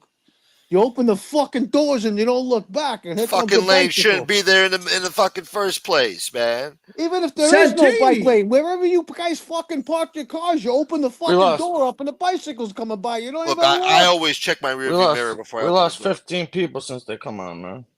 Hey, Santini, if someone ever opens the door on you, I bet it's you look. It's probably Gunsmoke. Yeah, right? Yeah, that's right. I ripped the fucking door right off the hinges. You motherfucker. Oh, there's someone. Oh, is that No Nukes 24? Is that J Dabs? Yeah. Oh, how I'd did he fucking- change his I'd- name? I'd fucking open the door and pop the trunk at the same time. So after I knocked you out, I'd just throw you right in there. yeah. Grab you by your fucking helmet. Drag you in there. Hey, J Dabs, I do remember, but at the time I didn't see the question when I was at the Buick. You asked about open the trunk. Would you believe, some of you would remember, the interior is all original. Would you believe the boot, we call a boot here, you call it a trunk. If I'll try and remember next time, I'll open the trunk and you won't believe it. Aside from the carpet on the floor, which was put in, I think, 25 years ago, the sides are actually original green, what we call thick cardboards. That's how you know it's original, because maybe for the special model, not the Roadmaster. Roadmaster was more expensive at the time, the 1957 year. Oh. That was the equivalent of the higher class. The Special and the Century were the low models, the cheaper models, and they had green cardboard sides, or depends the color of the car. And you'll see it just looks like cardboard, but not a cardboard box, but that type, all bent in correct order. It's got 3 bending sections, and it goes from the back where the back seat is. This is I'm talking the trunk, and it just goes right to the sides where the tail lights are. It's fascinating. Yeah, they're very original cardboards. Would you believe? Yeah. Sounds racist. thought I'd throw that in there. What's it called? What else was I going to say? What else did someone ask? What about the kids that get run over by the fucking bike lanes, huh? The asshole bikers run them over. Forget about the bike lanes. I got something else I know you'll be complaining about. So what do you think of congestion pricing there, Gunsmoke? I don't like it. Well, let me ask you this. How many times a week do you drive into Manhattan? If I ever had to, I'm going to have to pay through the nose. Okay, I stay away from Manhattan. So since you don't, I'm not part of the problem. It doesn't impact you, right? No, but it impacts other people. It's not about me, you selfish bastard. So now you're worried and about everybody impact else. me. It impacts every New Yorker that has to. The 59th Street Bridge is no longer free, all right?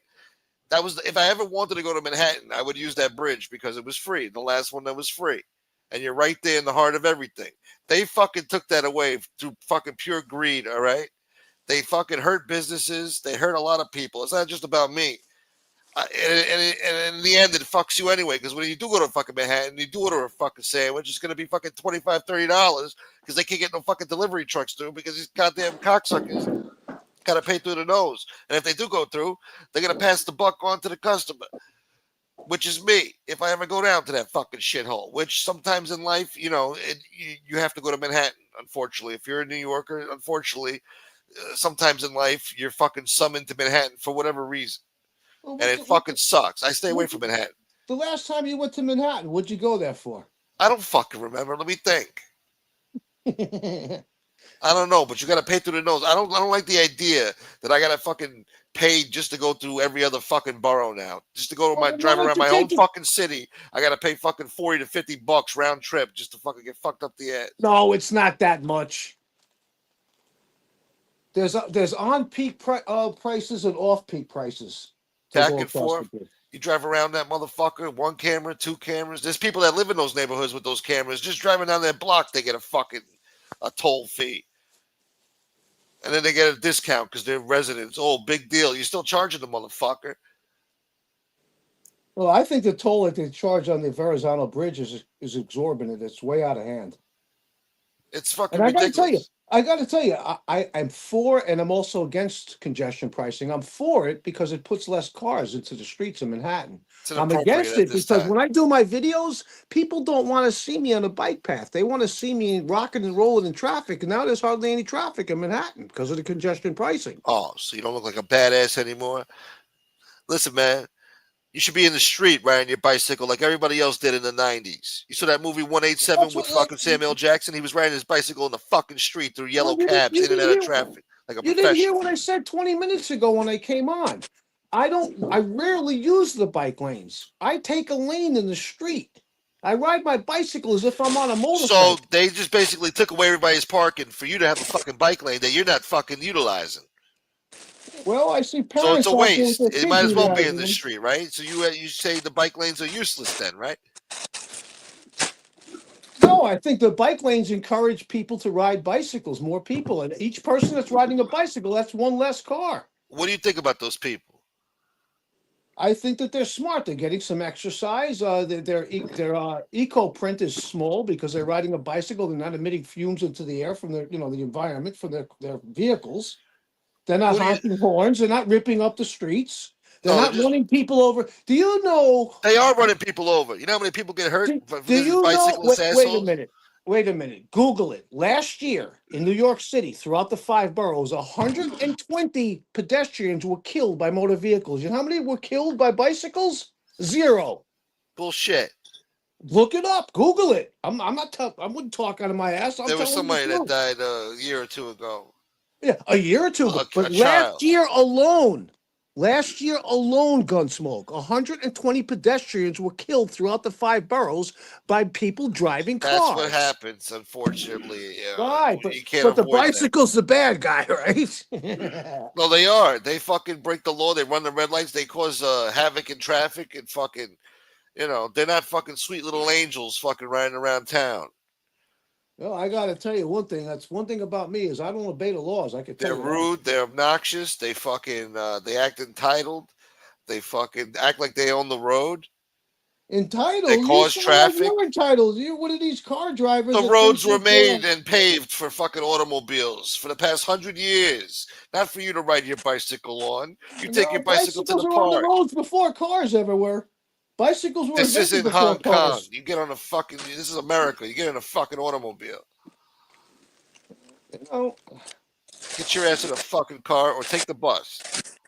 You don't need your bicycle. why don't you take the fucking train? Fuck the train. Yeah, why? So I can get stabbed and fucking shot or get sick? Stop living in fucking fear, for Christ's sakes. What's You that live shit in called? fear. Stop Live in fear it. my ass. Let me I've tell been you taking the train something. my whole life. I took Let the me tell train you all the something. time as a kid. I'm in my I've seen 60s. everything. I grew up my teenage years were in the 70s. New York Yeah? City was never, and I mean never, more dangerous than it was in the 70s. You Oh, really yeah. don't Why understand. don't you we're back in the 70s now. The subway's just as bad, if not worse. No, Every day no, someone's no. getting pushed, stabbed, or fucking maimed. Things are a lot better now than they were back then as Oh, far as yeah, the right. violence. They You are. don't read the Hey, news, my friend. Santini, Yeah. even as a non-American, yeah, you're right. Because I remember back then. I mean, I was a teenager in No, those the, were bad starting days. early '80s. But I remember even us in the '80s from Australia. Dwayne and Bogfunk would vouch for this. We remember that in the '70s, New York. I'm talking about subway. It was terrible, man. No, those They were were bad days. making movies. They were making movies like The Wanderers about it. What was the other one? The gangs of New York and all that. I remember, mate. It was on. And what was the name of that man? He had a German name who he got tired of being mugged in the subway, usually by Getz. His last Getz. name is Gates. Gerhard Getz or something. You sick bastard. Bernhard Getz. Bernhard Getz. Gerhard Getz or something. German name, I remember. He Gerard. unloaded and killed, 4 of them, I think. They blew him away with a faux fire. Yeah. I mean, he got sick of being like, they thought he was just a straight, scared man every time, and all of a sudden he unloaded on He's him. fucking Charles Bronson over there. He got off, didn't he? Get off? Yeah, he got off. Of public support. Yeah, the fucking streets was shit back then. Listen, Santini, those days are coming back. Santini, who you voting for, huh? You voting for Mahmoudi? You like Mahmoudi's campaign? I'm not sure who I'm voting for yet, to be honest. Oh, so it's a possibility you'll vote for Mahmoudi, huh? It's a possibility. What's the matter? You got a problem with a guy who wants to raise the taxes on the super wealthy? No, I have a problem with some asshole who wasn't born in America, who's only lived here for a few years, who's a fucking rich bureaucrat cocksucker talking about he supports Hamas, all right? And fucking calls himself a socialist Democrat. He says he's been supporting Hamas. Oh, my God. Oh, stop. Oh, yeah, sure. They're just making it up, right? Everybody's making it up. Governor Hochul's making it up. Mayor Adams is making it up, right? Everybody's making it up. What ethnicity do you think he is, Gunsmoke? He's of Pakistani heritage, born in Uganda. Right. You're right. That's right. Okay. I heard he's an Indian, but Muslim faith. It's different. Even though they're similar, but he's of Indian descent, of Muslim faith, born in Africa, because a lot of those. Well, who do you think I should vote for, Gunsmoke? This Eric Adams, who is a freaking straight up Curtis Sliwa? Exactly. Why not? Tough on crime. Get rid of your fucking bike lanes. He'll take off the beret and take off his little bonnet, and he'll fucking get down to business. The bike lanes aren't going anywhere. In fact, Gunsmoke, get ready because there's going to be more and more of them. There's already 1,500 miles. I know they're going to make the city unlivable. Yeah, and you're proud of that. 300,000 more parking spots gone. No more parking for anybody. That's great for a fucking city that's overcrowded. They say 8 million, my ass. You got 12 million assholes living here. Actually, the population is now down to 8.5 million from close to 9 million. Yeah, because everybody left. They all went to Florida. Fucking Tampa's fucking opening up their arms to everybody down there. They're fucking living like kings down there now. All the rich assholes, all the fucking, even the poor folks. So. The traffic down there in Florida now with the influx of the new residents is horrific. Well, you got horrific traffic in New York too. What are you going to deal with? I'd rather deal with the Floridian shit, right? At least you got palm trees to look at, fucking sunshine. The Well, fuck is he listen, showing? I gotta tell you seriously, Gunsmoke.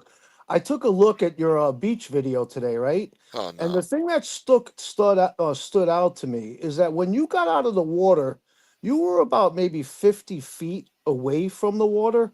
Yeah. And I'm telling you, I noticed, and I'm not making fun of you. You better stop smoking cigarettes, my man, because you were gasping for air just walking from the water to your towel. And I noticed that even after you sat down on that towel, for the next couple of minutes, you were breathing heavy. I was smoking a cigarette. Smoking. Stop smoking. You're fucking killing yourself. What do you mean? I was just exercising in the fucking water. You weren't out there in the waves fighting the waves. What want me to do? Fucking walk out like the fucking spring chicken? I'm fucking I'm in the fucking ocean, fucking battling waves and shit, going up and down. It's fucking exercise. If you're not Stop huffing and puffing during smoking. Put the exercise, what the fucking- fuck you gonna do?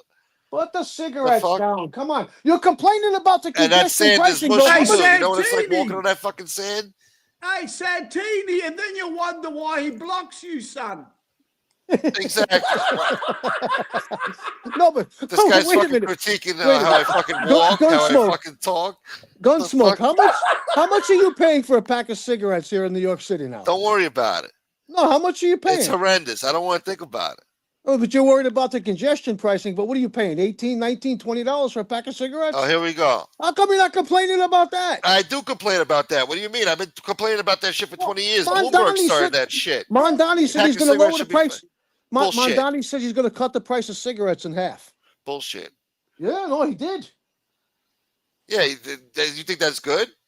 Oh, it's good for guys like you if you smoke, right? Yeah, but that's not good for people overall. They jack the tax up to fucking disincentivize people from buying cigarettes. They just pick on the ones that are already addicted. They want to prevent people, new smokers, you know. Why don't you just fucking drive to Jersey and pick cigarettes up out there?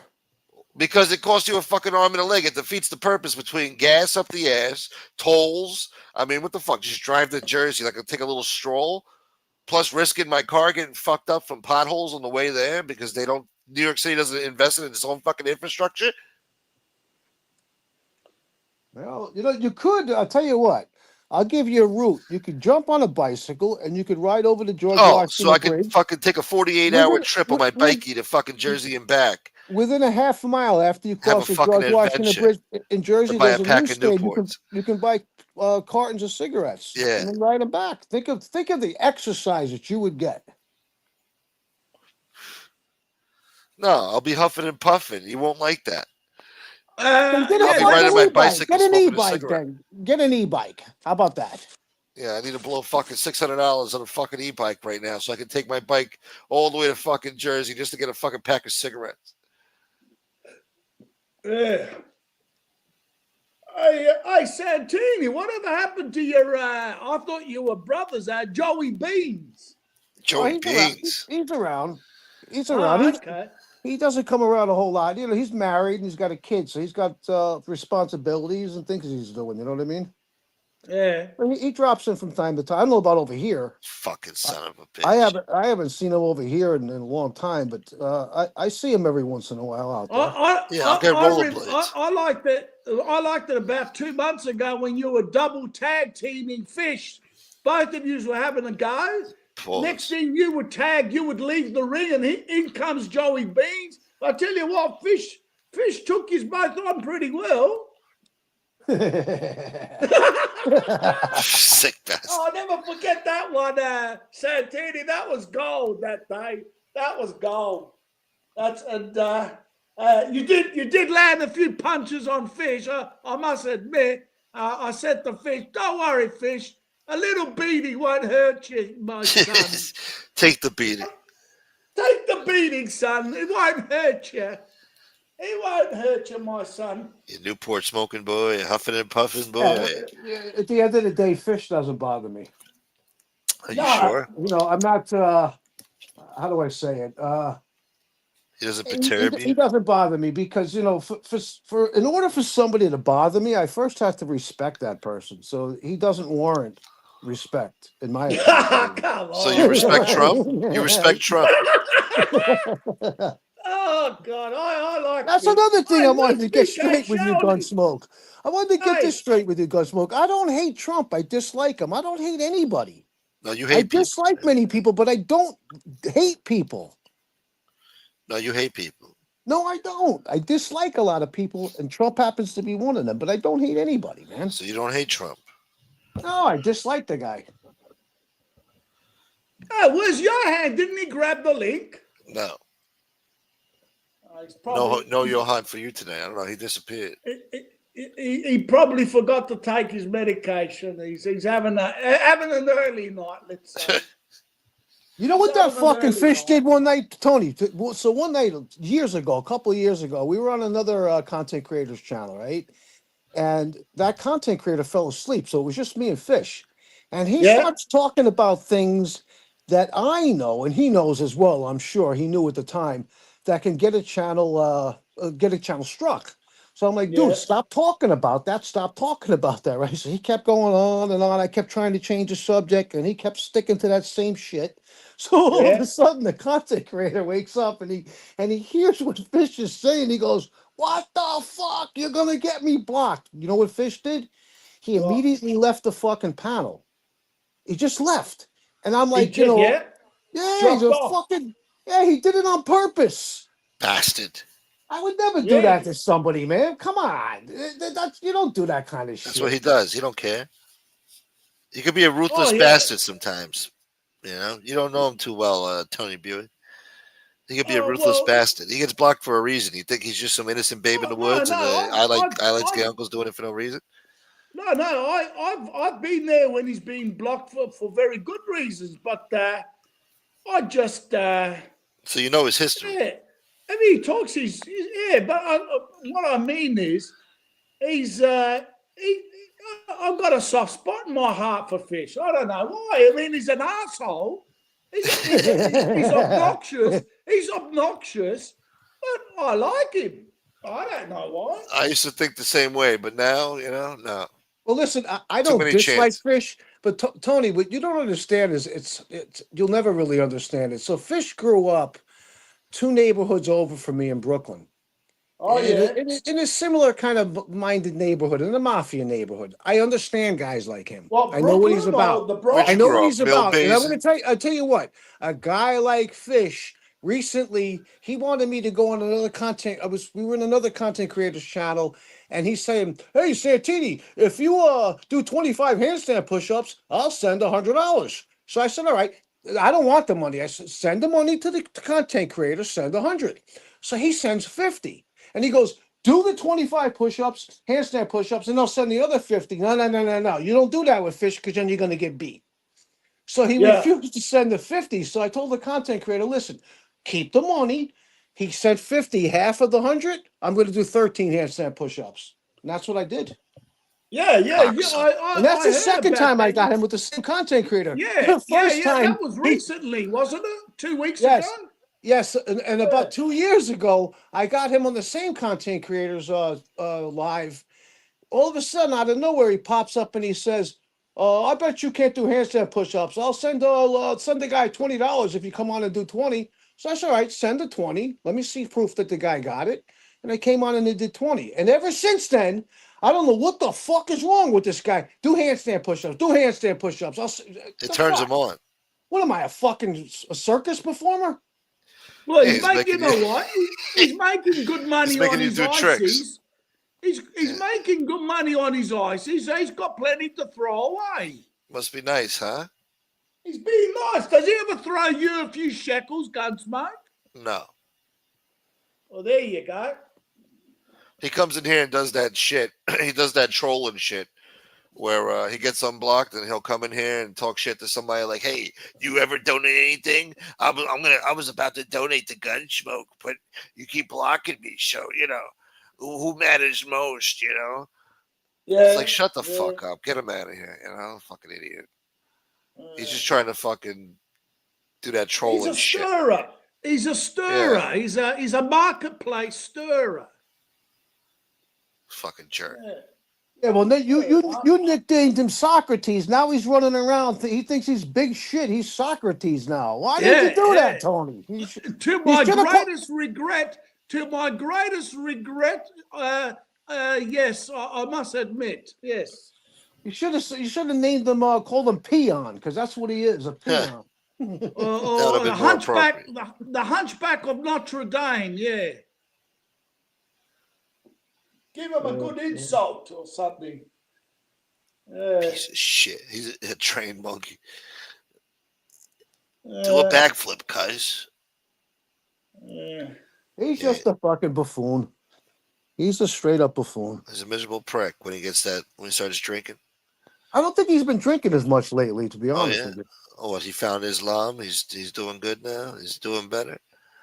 Well, right now he's he's in his work season, right? So, you know, if Always tomorrow, happy. he looks at the weather forecast. If it's going to be sunny when he comes home at night the next day, he's probably not drinking very much. He's out there making his money, man. God bless him. God bless him. For him, it's money-making season because it's not all year round, is what I heard him say on one night somewhere. He's got to do his he's a legend in the community, huh? He's a legend. Tony, what you don't understand is Minneapolis, where he lives, the winter starts there pretty much like in the fall. It gets freaking cold there, and the winter lasts right through May, June. It's freaking cold, and I mean what he cold. deserves. Yeah, let him freeze up there. So he can't sell his ices obviously through that period. So he's got to make his money now. Yeah, well, he's got it now because Well, when does your summer finish? Soon, August, right? No, September 21st, or was it the 21st? Yeah, it's the first day of fall. Until end of September. Whoever likes that type of dessert. Well, not necessarily, because in Minneapolis, which is north of New York City, it's like basically in the Midwest, the northern Midwest. It gets a lot colder there a lot sooner than it does here in New York City.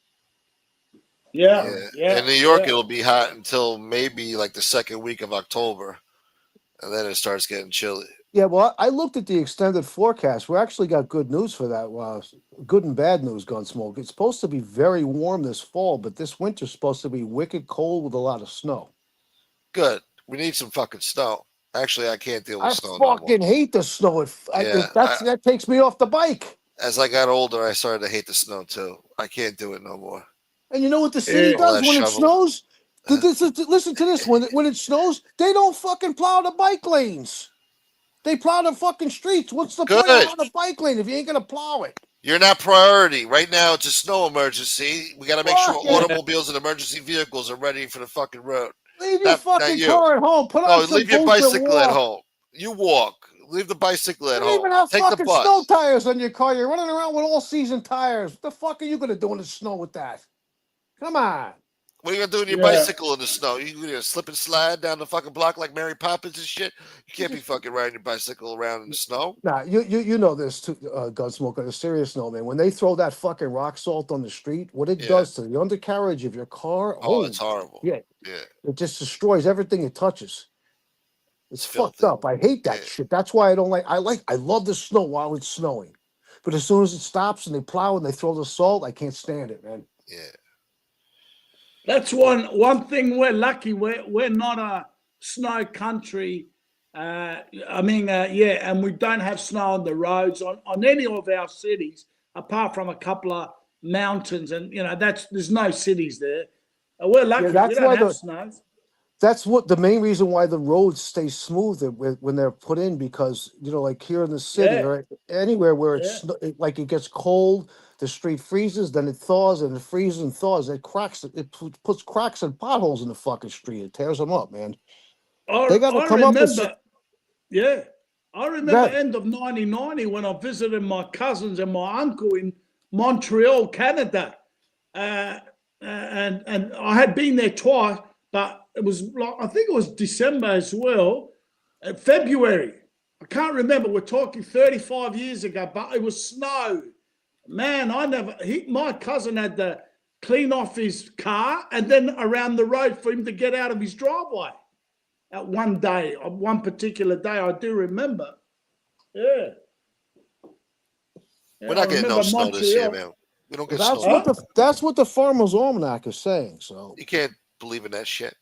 Well, the good thing, although, they said this fall is going to be way above average temperatures here in New York City. So that's It always a good is thing. now. Yeah, every fucking fall now, it's like still summer.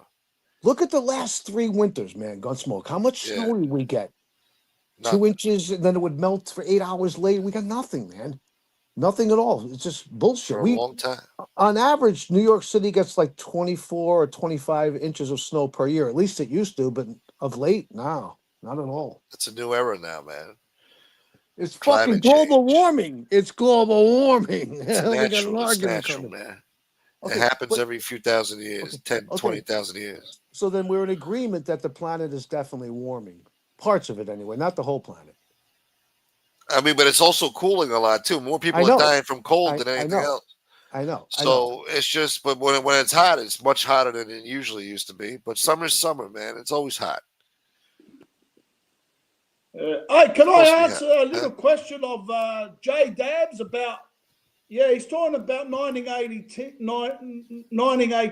E44 Buicks, Roadmaster. Yeah, you know, in the early years, we used to get the Buicks in Australia up until I think 1930. Then they never were imported into Australia after. But we were getting the Chevys and the a few. I think it was the Dodgers, but because Australia after 35 started their own under the GM badge, their own car industry manufacturing. But we used to get the early Buicks. I'm just answering his question. Sorry about that. You sick bastard. Yeah. We definitely didn't get the 50s Buicks. Otherwise, we would have had thousands of them. They wouldn't be like mine, one of only like 6 or 7 in Australia. Never had a 1925 Packard? No. Didn't have that down there? Oh yeah, I've seen them. I'm visualizing. I've seen it's that very long nose. Yeah. Gangster. Yeah. I can imagine.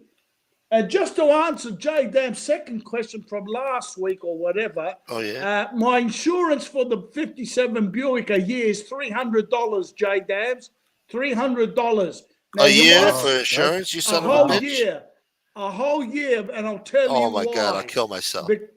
Because it's under the classic car registry, which means I'm only allowed, and that's for anyone who signs up for it. Plus my registration for the year is $80. $80 a year registration, and insurance is $280 to. The last time I paid was like $295, so almost $300, because it's under the car club registration, which means you're only allowed to drive them for 90 days a year, 90, which is like, it's like 2 days a week for all year. That's why. That's the requirement, or the the reason why. It's not an everyday car. And they what's it called? Insure you accordingly. You wouldn't to drive 90 days. You wouldn't want to drive that thing every day anyway, even if you had. No, exactly. What does it get? About 8 miles a gallon? Well, it would be. You go by the liter, right? Yeah, we go by the liter. Fuck the metric system. I don't know, mate. Isn't 4 liters a gallon? Yeah. It 4 would be, liters is a yeah, gallon. I think so. Yeah. We go by the different, just like we go by weather Celsius instead of Fahrenheit. Okay, so how many liters? But anyway, how many liters do you burn in 10 miles? Oh, would you It's believe it's got to be a gas guzzler, man. It has to be. Not so much like the modern big blocks. No. I mean, I'd be. It's not as expensive compared to a GTO that I used to have. Oh, you got a GTO, boy? Pontiac driving by the motherfucker? Nowhere near. Hang on. Yeah. I mean, no, this one here, I had a 454 big block, fully worked. I mean, it used to cost me $40 an hour. If I cruise that for an hour, it'd be $40. Look at this guy, man. Yeah. Look at those There you wheels. go. Look at the wheels. Oh yeah, Centerline auto drags. They are very popular in Australia. We love those type of rims. Yeah, but this one here was hot. That's why I sold it after almost 3 years. It was just too expensive to run. Plus, very loud. It was terrible. Terrible, man. But, you know, to my pocket, I mean. Yeah, so anyway, what happened to, Fish, hey, I do remember Santini when BK, I saw that, I haven't seen you since, when you were on with Fish and BK and Gunsmoke about 11 months ago. Well, who was arguing with who? Well, it started off, BK was in a bad mood, I suppose, that night. It started off with you. Wait a minute, was that the night, the next morning I ended up by the fucking 59th Street Bridge waiting for Yeah, him? on the corner, underneath the 59th Street Bridge, on the corner. Yeah. Fucking hell, but that was funny. That was gold. Fucking 7 a.m., 6 a.m., some shit. Yeah.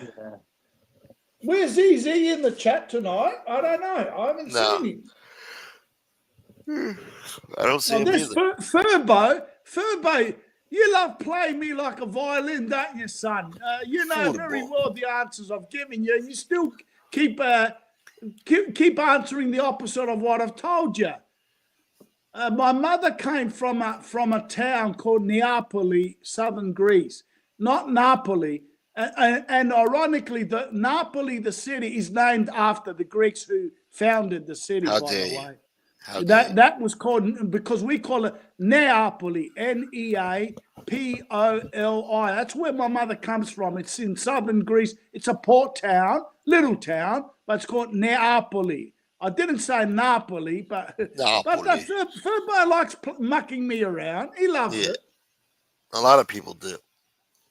Yeah, oh yeah. But like I said, I don't get angry. I don't get aggressive. You're in that fucking Buick. It's therapeutic, my friend. Yeah. This is therapy for you? Yeah. Verbal abuse? You know, as long as no one's very, very nasty, you know, I can take it. Man, this is good stuff. You're in that fucking Buick, granny shifting, not double clutching like you should. You're lucky that 100 shot of NOS didn't blow the welds on the intake. Now me and the mad scientist got to rip apart the block and replace the piston rings you fried. That poor guy's got to fucking sand down that fucking car for a paint job. You motherfucker. You love that movie script, don't you? How'd you know? Oh, there's Michael Morwell. Michael Morwell, my friend. Michael Moore, my boy. Happy birthday. What? How dare you, Carlos, not tell me it was your birthday. Happy birthday, Carlos. Hey, happy birthday, Carlos. I How you didn't know doing there, that. Michael Mormile? How come he's the only one that knows about this shit? How old are you, Carlos? How old are you now? How old are you now? We got different versions of happy birthday in America. I don't know if you have that same thing in Australia. We still got the original one. You have that song? What's the original one? Oh, the happy birthday to you. Happy birthday to That's you. our shit. Yeah. Yeah, it's American. But then after that, you have how old are you now? They don't have the second part? No. I'm more traditionalist. They got the hood version over there, though? They got a new version now. Happy birthday to you. Happy birthday to you. You heard that shit? Oh, yeah. Listen, I'm sorry. Listen, Gunsmoke and Tony, I'm going to jump off the panel here. Motherfucker. And Where the fuck are you going? I'm going to drop down in chat and see if I can actually type a comment or not. All right. Okay. All right, Santini. Yeah, I won't be on my... You go ahead and time type is your it fucking there now? comment. It was good talking to you guys. And Gunsmoke, don't be parking in the freaking bike lanes, all right? I don't do that. So Fuck the bike lane. Santini, see you on Gunsmokes in what, 2 months from now? Yeah, probably. We'll have you blocked again. You sick bastard. All right, gentlemen, be well. All right, later, Santini. All right. Yeah. You think this shit's funny, Tony Buick? Yeah, it's beautiful. It's therapy. therapy. Yeah. Johan was on here the other night. He was very communist. Very communist. You mean very socialist, you mean? That too. It was very unsettling. Where is he? Yeah. Put it this way. Let's give you a little examination. Let's see if you know.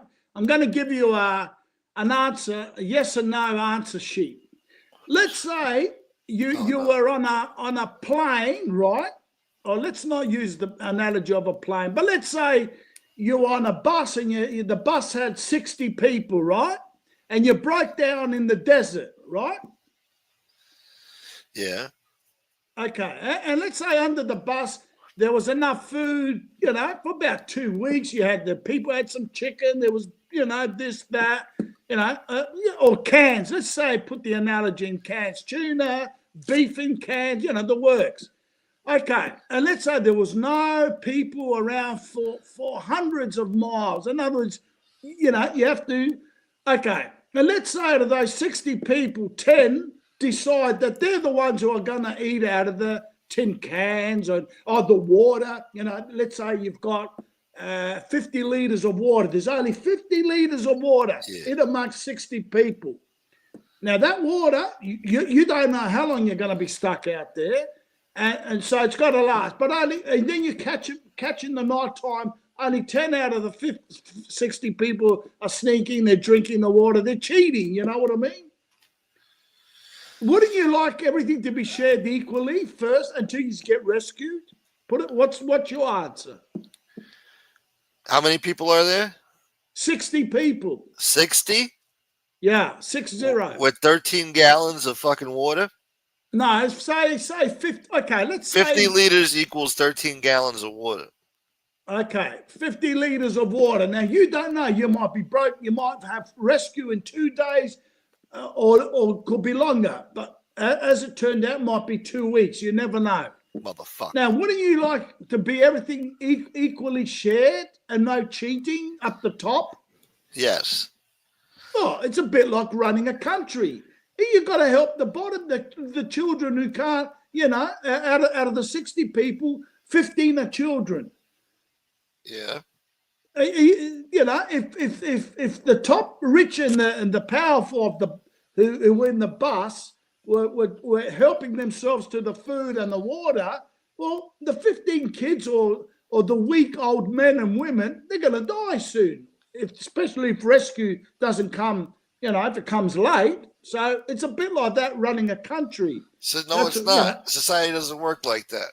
Everybody should share with each other in peace and harmony and live equally amongst each other, but that's not a capitalistic society, all right? Well, no, but it's a you're talking about people in a dire situation who have to share with each other to fucking survive and shit like that.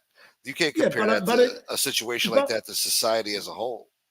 Yeah, but in a social system, when especially a safety net, it should be to help the vulnerable. You know, of course. Yeah, especially no American should be homeless or starving in the street if we're the richest country in the world. Yeah, but you do have it because. But that doesn't mean there shouldn't be rich people out there. There shouldn't be middle class. Yeah, take care of the poor. But the funny thing is, but would you believe your country? It's not everywhere. You've got maybe thousands of super billionaires. We're not talking millionaires with $20 million. You know, we can give them a pass. But you got hundreds and hundreds. We're talking maybe 2,000 super billionaires. And you know what? What are they going to do? They're never going to get a chance to use all that money. And they don't want to put it back in to help fund, because your country can afford for no one to be homeless, or you know what I mean? But they don't help. So that's why you've got the embarrassing scenes. Maybe it's not covered in your media so much because, you know, anything that's embarrassing to a country, the local media doesn't cover it after, or very, very quickly glances over it. Shit. But we see it from outside how yous have got literally tents in major cities and highways, hundreds of people on a street, literally living it. It's embarrassing. Trump's cleaning it up. It's embarrassing. California loves that shit. Europe, you can name any capital Nah, city Europe in has Europe. that shit too. Nah, but not in those numbers. They man. got it You in might have Italy. two- They're all from fucking Libya and Algeria. Yeah, and shit. but that's called immigrants. We're not talking. They're the immigrants who just arrived a few months. They're just camping out. But yours are people who've been born 4 or 5 generations there. That's what the embarrassment. But anyway, sorry, I don't want to jump beyond. Well, who do you think's fault is that? That's Democrat fucking policies and shit that did that. That's horrible. But Trump's cleaning it up. All of a sudden, Mayor Adams now in New York, he took 1,000 homeless off the streets, off the subway system. He wants to pat himself on the back. He's only doing it because he's running for re-election, cocksucker. Trump cleaned up D.C. because he's had enough. He says it's an embarrassment when world leaders come here and they drive around D.C. from the airport to the Capitol or whatever, and they drive on the highways and they see on the underpasses lines of fucking tents and homeless assholes and graffiti in our fucking nation's capital. It's a fucking national embarrassment. So he's cleaning it up now. He declared fucking martial law down there. He's going to shove the wrath of the law up people's asses. They're taking the tents down. They're breaking them up. They're kicking them out of fucking D.C. They don't give a shit where they go. Just get the fuck out of here. That's the attitude. Instead of helping these people. But there is no helping them. They don't want to fucking house them. It's just, people are cruel. No, man. yeah, of course, of course, yeah. Every country and city's got people who fall through the cracks. In other words, mental illness doesn't allow them to think rationally. Even if they are given a little house or a little apartment, they still wouldn't know what to do with it. They'd rather be outside. Yeah, you're going to get those type.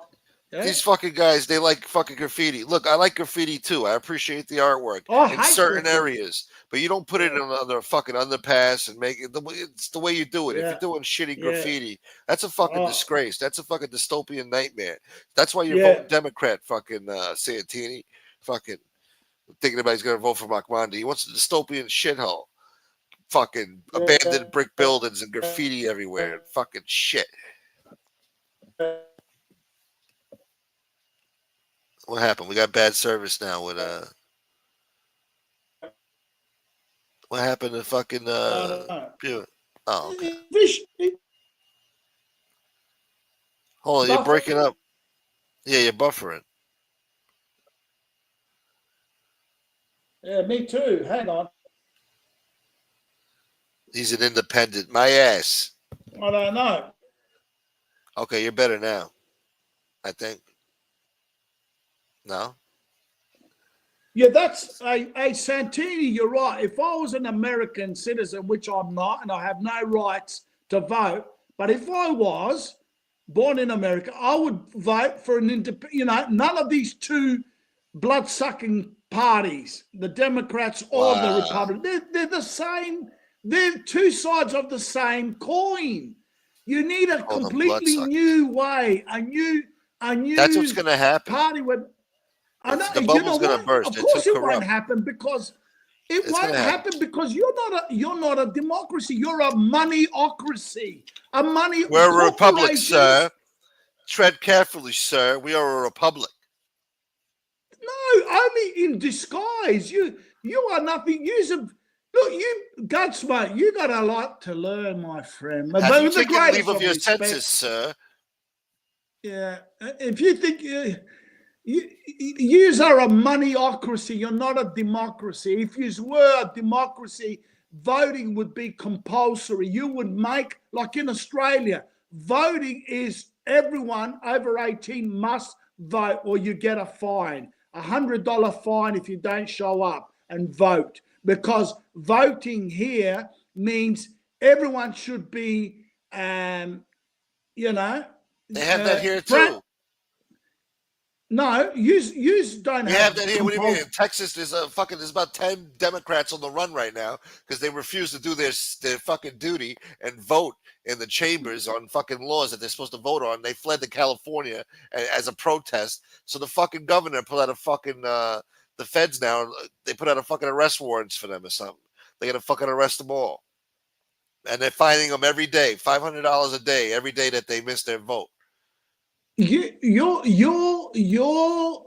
country votes on the same two parties that are in lock, stock, and barrel with big corporations, money interest groups, and lobby groups. That's all. Stop. It's not this. They are not there to serve the people as such. They are there to serve the top end of town, and the rest just tags along with it as like a hostage who has no rights. That's called the majority Joe and Sally, average Joe and Sally. You know, your country runs for the benefit of the top end of town, and that's you can't deny that. And for super billion-dollar corporations, that's what they do for the arms industry lobby groups. That's all it does, because yous are a industrial military complex. The whole country, yous are a you know what yous are? Yous are a military complex that owns a country. That's what it is. Son of a bitch. Yeah. How fucking dare you? I'm sorry to open the coffee jar and let you smell the coffee, son.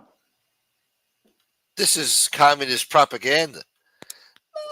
I don't hear you complaining about Russia. Russia's great, huh? Russia's winning the war, huh? Listen, I never mentioned a word about Russia. I'm not mentioning communism, nothing. I'm just telling you. I know you're not, yeah. I mean, that's fine. But you're famous for that. Your go-to for safety. You run straight away. Oh, he's a communist. Oh, he's a communist. No, I'm listening. I'm listening to your propaganda. Listen, we got a lot of problems. There's too much big money in politics. That's sad. Yeah, corporations have too much power in this fucking country. Hey, have you heard the latest Marjorie Taylor Greene? She was on a show with Matt Gaetz. You know Matt Gaetz, who had to resign, who was one of Trump's favorite picks, but he had to anyway. And there's Thomas Massey, and there was a senator or a congressman, but he died, Mr. Trafficante.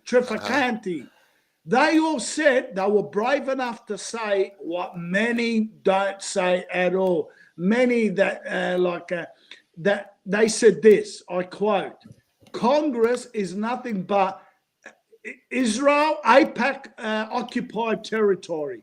In other words, your Congress and your Senate is nothing but AIPAC. AIPAC is American Israeli lobby group. It's occupied territory. In other words, they run your foreign policy. Stop, take a deep breath and think about this. A foreign country that just happens to have citizens in your country, a lobby group, runs the Congress, most of the Senate, and runs your foreign policy. Okay, do you think about this? Is Thomas Massey, because he said when I got in, and same with Margaret Taylor Greene, she said the first thing they did, all of a sudden I got phone calls, I got knock on my office door, and all of a sudden people with Israeli names or from, they said, from AIPAC, we want to ask you some questions. Look, listen to this. And she said, yes, what's the questions? What is your opinion on Israel? Well, what is your opinion on AIPAC? What the hell? Now, if you had people from the Italian community marching into offices and asking, what is your opinion on Sicily and Italy, and your opinion on the Italian-American society? And if you don't, got negative views, we'll fund a candidate to run against you to get you out of office. That's threats. It's true. So you're quoting fucking Marjorie Taylor Greene now, huh? You know she's a wacko? You know what these people are? Are you there? Yeah. Margaret Taylor Greene, I'm not saying that. They're what we call the real MAGA supporters who voted for Trump. They started literally bringing in votes and supporters for Trump. Same with Steve Bannon. Same with so many others. Tucker Carlson. What about Margaret Taylor Greene. And you know what they said? We voted for Trump. They still support him because Trump's got some good stuff. He's still, pro-America, loves his country, but he's let them down. They all said recently he's let them down, that he's taking his eye off the ball, which is to first help home before you help abroad. He's still funding Israel's army. There's Israeli citizens there that don't need to work. They're called the settlers. Everything gets paid for. No need to work. You'll get funding for your food, for your electric bills, everything that not even Americans get. And that's all getting paid by the U.S. tax dollar payer. Yeah, that's unbelievable. And this is Margaret Taylor Greene. You just watched the Tucker Carlson interviews lately, the last few weeks. It's all there. It's not. We got money for the whole fucking world, but they don't take care of their own. Tony Buick. It's not me, Tony Buick, making this up. I'm a non-American. I have no right to, but I have an opinion. I have a freedom of speech to tell you this. But it's all in Tucker Carlson interviews lately about the state of what the relationship with American taxpayers' money flooding into Israel. For what? For people who Israel's got their own billionaires, Americans. Why don't they bankroll Israel's wars and starving children and all this? Why should it be the American has got to pay? I mean, don't you feel duped? Don't you feel you have been lied to by your own Congress? Of course. Anyway, that's enough of my they never take care of their own. They're always worried about everybody else and their mother around the world, but they never take care of their own in this country. That's the problem. We don't invest in our own fucking infrastructure, our society, our education. I mean, we got a fucking nation of fucking dumb kids failing math and reading. Yeah, exactly. Exactly. We got a lot of problems. That's because of Democrats.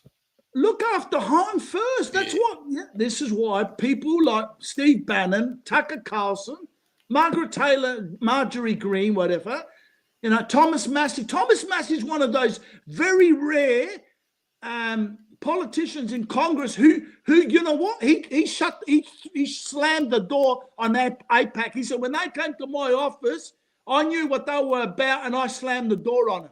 And he says they never forgave him ever since. And he said, you want to run a camp? Go ahead. Be my guest. I'm not going to do anything. Voting just for Israel's policies, which is what 90% of Congress does. They're all bought, paid for Israeli candidates. They're not from, the candidate from Michigan or Texas. Yeah, they might look out for you a little bit, but their main focus is to make sure Israel gets the funding and to get a free pass on all the atrocities. Listen, did you see last week on the Sydney Harbour Bridge? Our famous Sydney Harbour Bridge had 300,000 people, average Joe and Sally Australians, with a few Palestinian, minority, protesting, rallying out to stop what they call it. I'm not calling it out. The genocide in Palestine and the starving of children and women that Israel is Netanyahu. We can't say all of Israel supports Netanyahu. A lot of them they don't. What's his name? Many, I can't think on the top of my head, but they don't like Netanyahu's policies. But anyway, sorry about that. I don't want to, It's a touchy subject. Let's change it. Yeah, I made my point. I don't think you've got a rebuttal, I don't think. No, I got a rebuttal. It's complicated because I could be misconstrued because I feel both ways about it. I feel, I don't know. Because people, me too. Listen, I'm all for. Let me close it with this. I'm all for an Israel to be prosperous, happy, and healthy, but not to be like. In other words, like this, to be like every other European country has been doing ever since 1945. See, it doesn't attack its neighbors anymore. It doesn't starve like the Bulgarians aren't starving the Romanians. The French aren't bombing Germany and starving German kids. Spain isn't bombing Italy and starving Italian kids. You know what I mean? They're not doing it willy-nilly. Why should Israel do that to their neighbors? That's all we're saying. Of course, some of these neighbors have got beefs with them, but you've got to look into how the beef started. Don't look at them with the famous APAC talking points where they just say, oh, everything started October 7th. No, it started when they were ethnically cleansing in 1948. The Palestinians. That's how the Palestinians got into Gaza in the first place. It was the Palestinians who got kicked out of Tel Aviv, and they threw them out in the desert in a place called Gaza. That's how, and they've been there for 75 years. But anyway, yeah. Okay, I'll get off, Gunsmoke. Yeah. All right, fine. Yeah. All right. Well, good talk. Yeah. History Hey, about fucking shit, huh? Do you read? Wait, I don't want to sign off on a heavy note. Do you read any books lately, or what do you do? You don't have time to read, do you? Read books? I read all the books I'm going to read. Oh, what's your favorite book lately that you've read, or recently? I don't read books lately. I haven't read books in about 4 or 5 years now. But what newspaper do you read? All that type of shit. Fucking mostly New York Post, but a lot of other ones too. A lot of bullshit. Politico, fucking other bullshit they got on this fucking. Let me see. Hold on. I'll tell you right now. God damn it. Are you trying to fucking Sarah Palin me and shit? Wall Street Journal, Washington Post, The Guardian, Reuters. What else? BBC bullshit. What else? Popular Science bullshit. USA Today, Complex. I read all this shit. All right. Yeah. NBC bullshit. J-Dams, yes. Yeah, you got a country, of course. We're not, well, obviously I'm not. I said America is probably one of the best. It did start out as welcoming all the different, at the beginning, peoples of Europe who were running away from religious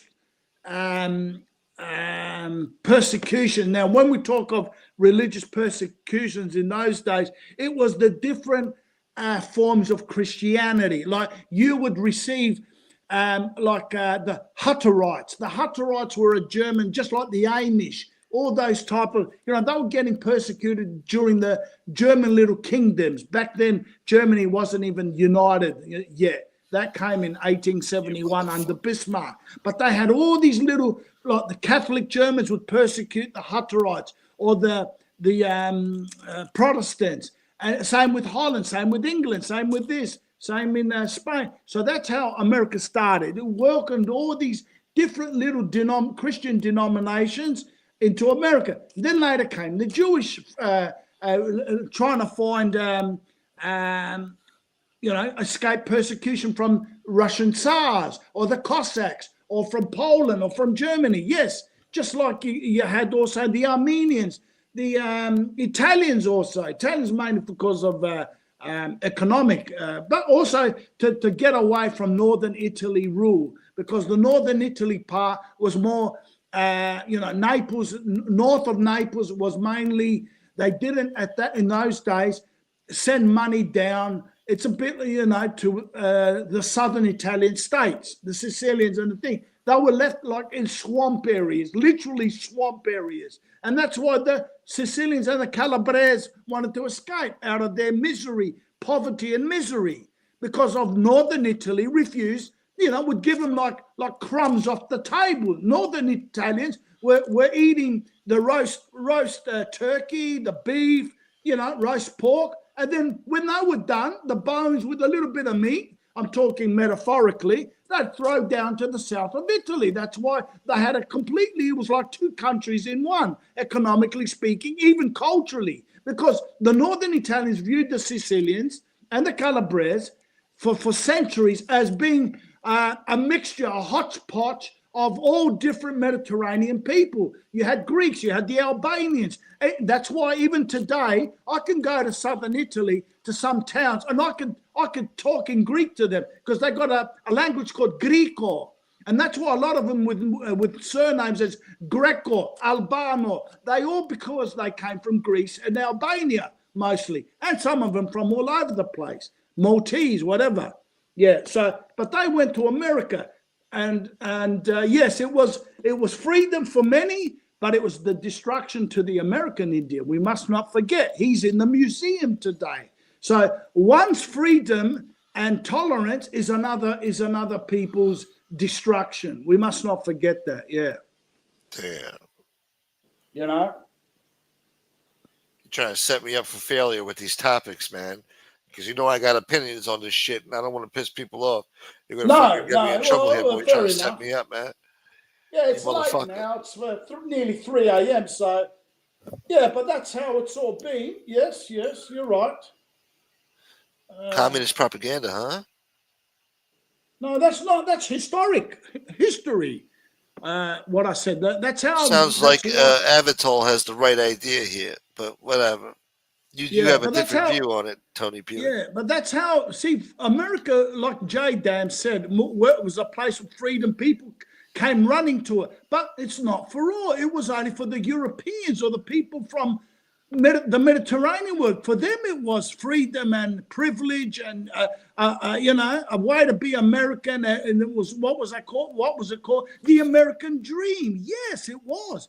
But for the Indians and for the Africans who were brought over in chains to work, the beginning of this colossus economy, this colossal economy started on the back of the African Negro, because this is how the Europeans, when elites who had their farms, they had what they called the feudal system. In other words, Europeans were owners of these farms, but the Europeans were the workers and what we call slave wages. But in America, it was different. They said, "Oh, you know what? We don't have to use Europeans to do the slave labor.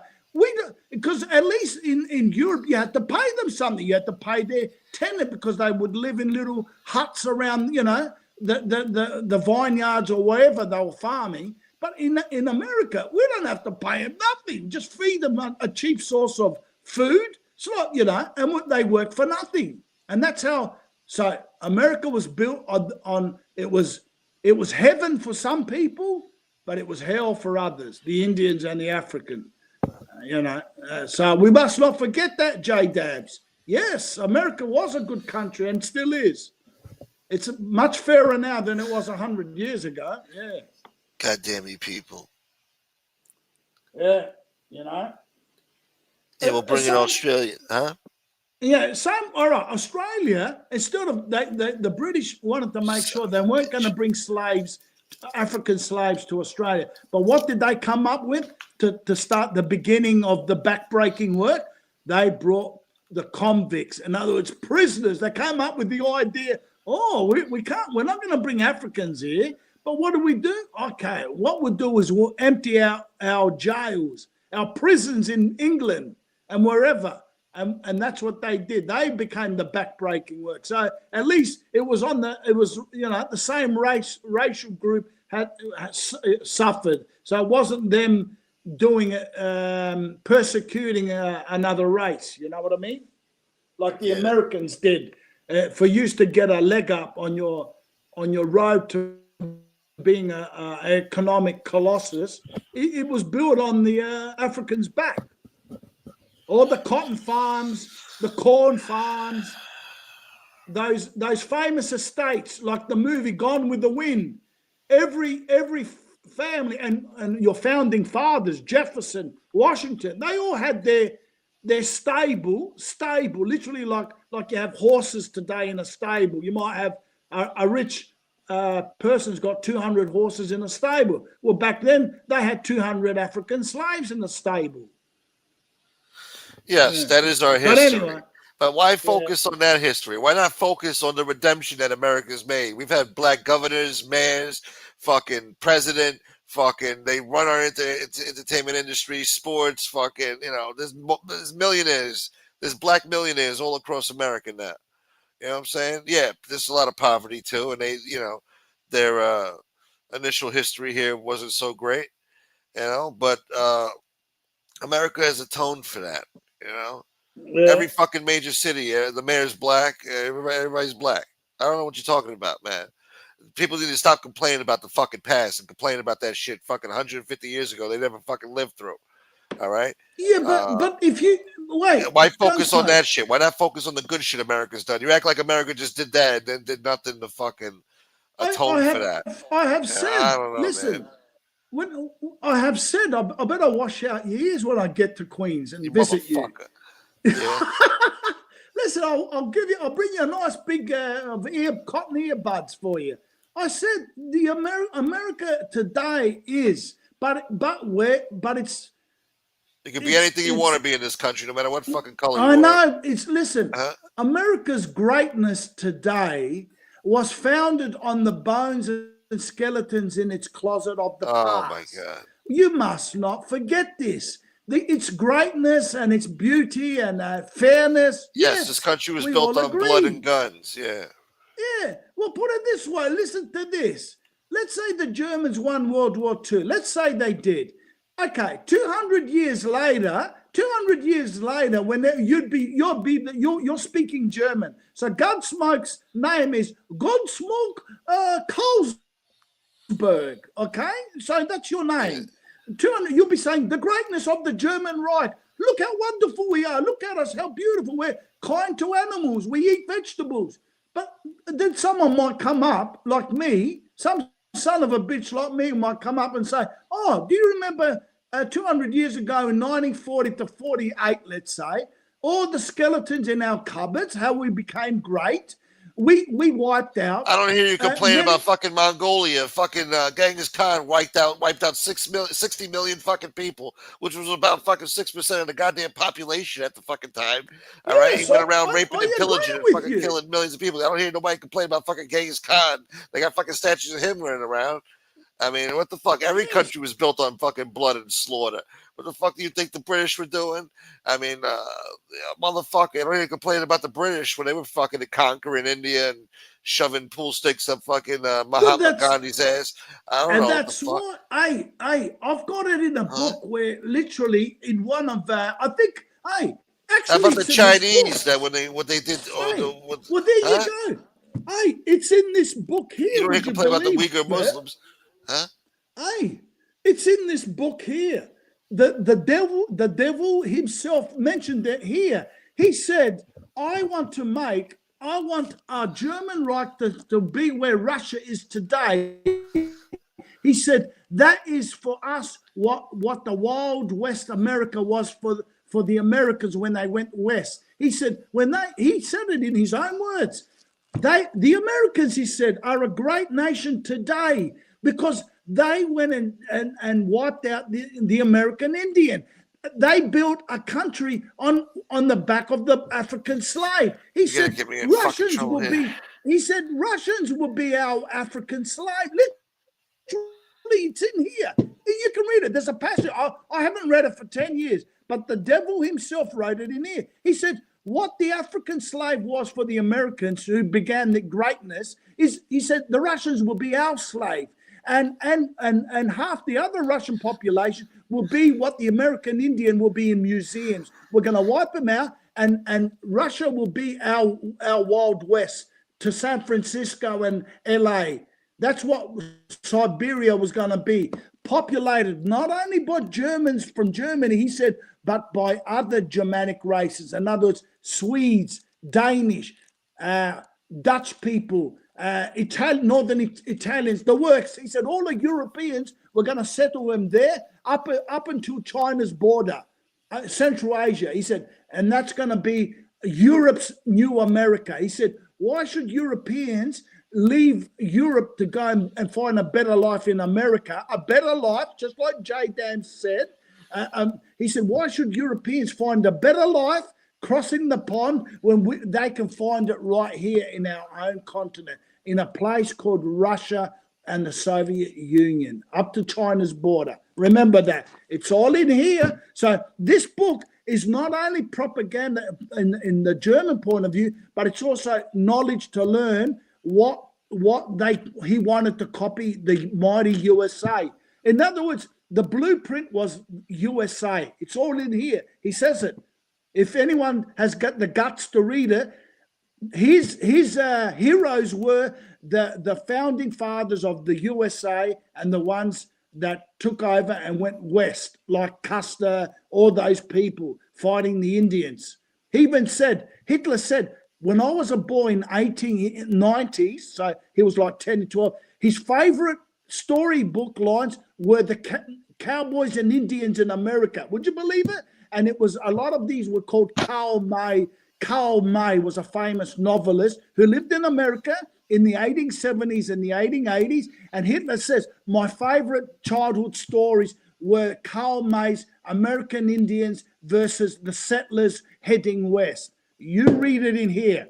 Karl May's novels. Hitler said, I loved the Wild West novels of the American settlers heading and battling the Indian and taking the and living off the African Americans' back. That was his favorite go-to. The blueprints in here was your country gave him the best ideas on how to rule Russia and copy America's blueprints. Okay. You sick bastard. Was that an advertisement for fucking No. Yous became the greatest advertisement for Germany on how to make their type of USA. They wanted the USA as well. What are you advertising this fucking book? Yous are called the United States of America. Well, he was going to do the United States of Europe, but in Russia, what they called Soviet Union, the United States of Europe. Yous were the blueprint of this man. It's all in here. You can read it. Who's got the guts to read something like this? Go get your English edition. You Hispanics get your Spanish version. How's that sound? Wow. Yeah. They got that in Espanol, huh? Great. Yeah. Never be afraid to learn. Radicalized. Yeah. I haven't been radicalized. You learn the wrong things, Tony Buick. You learn the wrong fucking history. You're focused on the wrong fucking ideas, my friend. All right. Oh, don't smoke. And now you got the trolls riled up here, the fucking commie bastards. And they get riled up by what you're saying horrible things, yeah. I'm not advocating communism at all. What I've just said. No, you just took 10 minutes shitting all over fucking the United States of America, the greatest country this world has ever seen. Every country has a bad history. All right, don't even get me started because it's going to piss everybody off. So listen, Nazism would have had a bad history, but it was only going to be a 10-year where they would have been walking in blood. But then after, they would have had a golden age of 200 to 300, 400 years. Marxism doesn't work. You know, what do you think? Every bad history, Genghis Khan, they all walked in blood of the millions of people they killed. Same with the USA, same with the British Empire, what they did in India and Africa, and same with Belgium with the famous King Leopold, who still has the record of he killed 12 million Africans in Belgium, Congo. Belgium, Congo, 12 million Africans. He surpassed the 6 million Jews and all that. The Africans have got a right to say, oh, what about our 12 million Holocaust? We had a Holocaust too. It was in the Belgium, Congo. But it's so, read it all in here if anyone has the guts. But no, if you want to put your head in the sand, like Gunsmoke, and say, I don't hear nothing, I don't see nothing, I don't know anything. I say it with the greatest of respect, my son. You're young enough to be a good boy. Okay, Gunsmoke, that's enough of my rants. I'm gonna. Well, you're still holding 62. They must be interested in what I'm saying. Otherwise, we should have been down to 20 if they didn't like it. That's true. It's true because there is some, listen, you guys out there, I'll be serious, Tony Buick now. I'm not going to be the idiot there. I like to ham it up, of course. I like a good laugh. Of what I've experienced, I love my best therapy when I had the psychiatrist, 14 years ago, told me, laugh at yourself, Tony. This guy acts like, America was the only country with slaves. The whole fucking world. Honestly, this devil or crazy man, yes, he was, but his blueprints were copying the two famous English-speaking empires, the USA and the British. Even the British, he had good words. He said, let's learn from the British. This is Hitler talking to his cabinet, in other words, his government. How the British, with 100,000 just governed, people and a few soldiers, governed a nation of 400 million Indians. That's another thing. Yeah. Hitler was always praising the British and the American, the great USA. Oh, yeah? Yeah, well, you'd be speaking fucking German or Japanese right now if it wasn't for America. That's true. Well, I'm speaking German right now to you. I don't want to hear it. I'm speaking You're speaking dialect English. of German. Listen, it's a Germanic language, I know. Yeah. Don't tell me shit I don't know. That's the thing. You tell me things I already know. Listen, what part of you is it the Dominican side of you where you just you don't know anything, or is it cannot be the Italians? No, you assume I don't know nothing. I already know everything you're telling me. Everything you've told me, I know. I'm speaking. Listen, listen. Too many people out there will comprehend this. I'm speaking in a German language right now to you, and you are to me. English is derived from Germanic. Yeah, from German. We're speaking a dialect of Germanic language. Yeah, that's what English is. English came, the language English, you know where it comes from? On the border of Germany and Holland, it's called Friesland or Friesland, Frisia.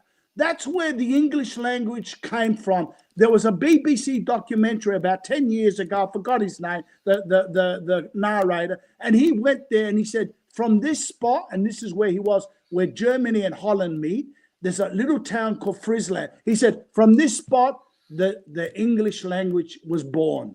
It's a Germanic language. I'm speaking to you in German. It must be the Dominican in you that doesn't understand. This is not fucking German. This is not fucking German. It's derived from Germanic languages. So is French, and so is other shit too. No, French is a Latin language with a few Germanic words sprinkled. It's a Latin. It's more closer to. It's a fancy way of talking Italian and Spanish. That's all it is, because it's got a few Northern European words. Yes. You got some fucking attitude. It's a Latin language. It's a Latino language. Okay? Yes. And English is a Germanic branch of the Germanic tree. It's a language. So I we're playing chess now, and I just trumped you. I picked up the board. You didn't pick up nothing. I already knew English was derived from Germanic language. You telling me shit I already know. Tell me I don't know what the fuck I'm thinking here. I already know this shit. I know more than you assume. Yeah. Yes, that's right. Yeah. Anyway, this is a good chess match we're playing here. I've picked up all your fucking nice pieces, mate. I've got your queen. You got no knights. I've got a few in my pocket now. I tell you what. I'm sending in the cavalry, you son of a bitch. I'm telling you, mate. So, Albert Speer, yeah. Without America, you and your friend would be speaking German, Japanese, American minute. I'm just reading No Nukes. Yes, we would be speaking No Nukes. Listen, of course, Australia without America would have been speaking. It would have been a Japanese colony if America didn't win in what they call a Guadalcanal. That's correct, J. Dams. That's very true. Yes. I'm not bagging America, but I'm just trying to point out the Gunsmoke that USA built its colossus and its greatness. Yeah. It built. Listen, J. Dams. It built its greatness on the skeletons that it's got in its. So we should just have riots and protests in every fucking major city for the rest of our fucking lives over some shit that fucking happened 200 years ago. They got more rights and freedoms than anybody else in the fucking world right now. You can be anything you want to be in this country, anything, including president or fucking chief of staff, fucking leaders of the armies. I mean, every fucking thing. Hey, you can't be president. I'm told you. You are not a genuine democracy where little Joe from Bronx, with his own original ideas, okay, he'll get some back. It's hard to come up with an original idea. Everything's already patented. Wait. By the time he gets his nomination, he has to pass the corporate fucking gauntlet, which means they weed genuine people out. They get weeded out. It's just a camouflage system of you said I could be president. That's bullshit. No, it's not bullshit. They choose. It's the elites of America, the corporate and No, the lobbyists that's most are of going it. to But there's choose. also Joe Schmoes that start with nothing, man. They start in their Well, fucking I'll garage. give you. Where do you think these people? Listen, Where do you think Bill Gates started from? He was in his fucking garage putting computer parts together, fucking being a douchebag, and he made fucking Microsoft. Or fucking Steve Jobs jerking off in his garage or some shit. Well, there you go. You're now you're swinging from tree to tree. You're I'm just taking- saying, how about the I'm little saying about asshole who started up a Right. fucking lemonade stand, and all of a sudden he's owning a fucking hot dog, fucking famous fucking hot Listen. dog place. These Okay. fucking, you know, you could be anything you want to be. Listen. You said about anyone could be a president. I didn't go on the sidelines and say about Steve Jobs because, of course, America is there. Yes, you have opportunities to be an inventor. That no better country in the world to have those resources and knowledge. Yes, I agree there. But you said president. No, it's not true. Anyone can be president. By the time they get to the final pickings, and they get weeded out if you don't follow the lobby groups, the corporation line, you get thrown away into the trash can. It's only who becomes the best yes man to these owners. Whoever can be the best bootlicker to them becomes a nomination for president.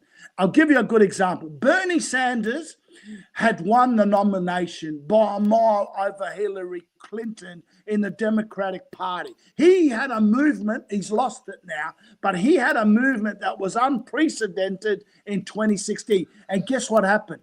The Democratic Party went and pulled the rug right out under him and went to him personally and begged him, move over for Hillary Clinton to beat Donald Trump. And to his disappointment of his supporters, he did so.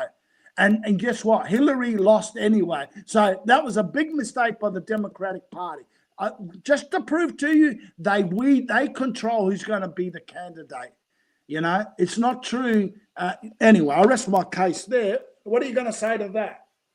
You can be anything you want in this fucking country. Look at fucking Fish. She's got fucking 30,000 fucking subscribers on TikTok, millions of views. This piece of shit making money hand over fist. I think he bought a Beamer or some shit. There's a little ice cart, man. A fucking scumbag from Brooklyn making it in a little Somalia somewhere, selling ices, man, making fucking hundreds of thousands a year. Piece of shit. All right, you could be anything you want to be in this country. The guy doesn't even have fucking teeth in his mouth. I mean, and he's making it. It ain't such a bad country. There's other worse countries out there. Russia's go live in fucking Russia. See, start complaining about their fucking political system over there. See how many fucking rights you got. Fucking see how many fucking self-made millionaires they got over there, and see if they're not hooked up with the fucking oligarchy of that motherfucker. And there's hundreds of fucking millionaires made every fucking day in this country.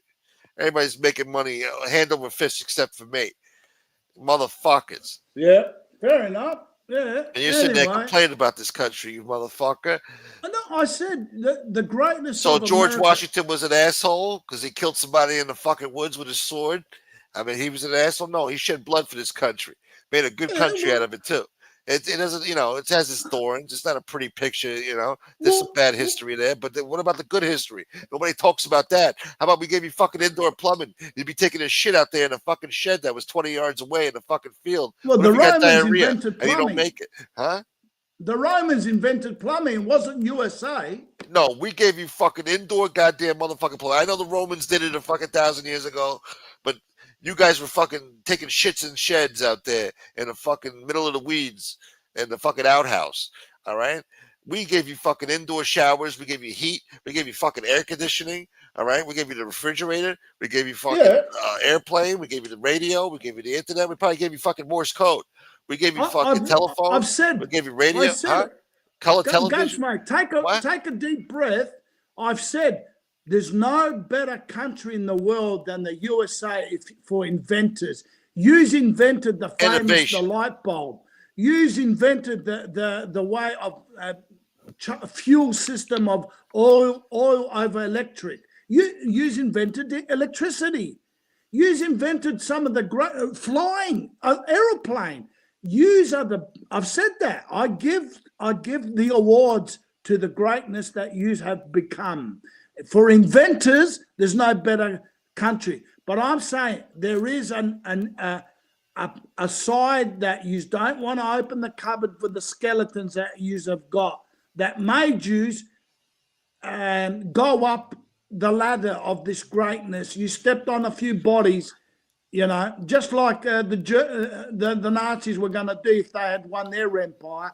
They would have had bodies, but they would have, see, the winners write the history books. So let's say, oh, Uncle Adolf Hitler won the war. 100 years later, you know who the evil men would have been in our books that we read today and watching on the internet? It would have been Churchill, Roosevelt, Truman, Stalin. They would have been the most evil men that little girl and little boy in school will be learning that are the devils.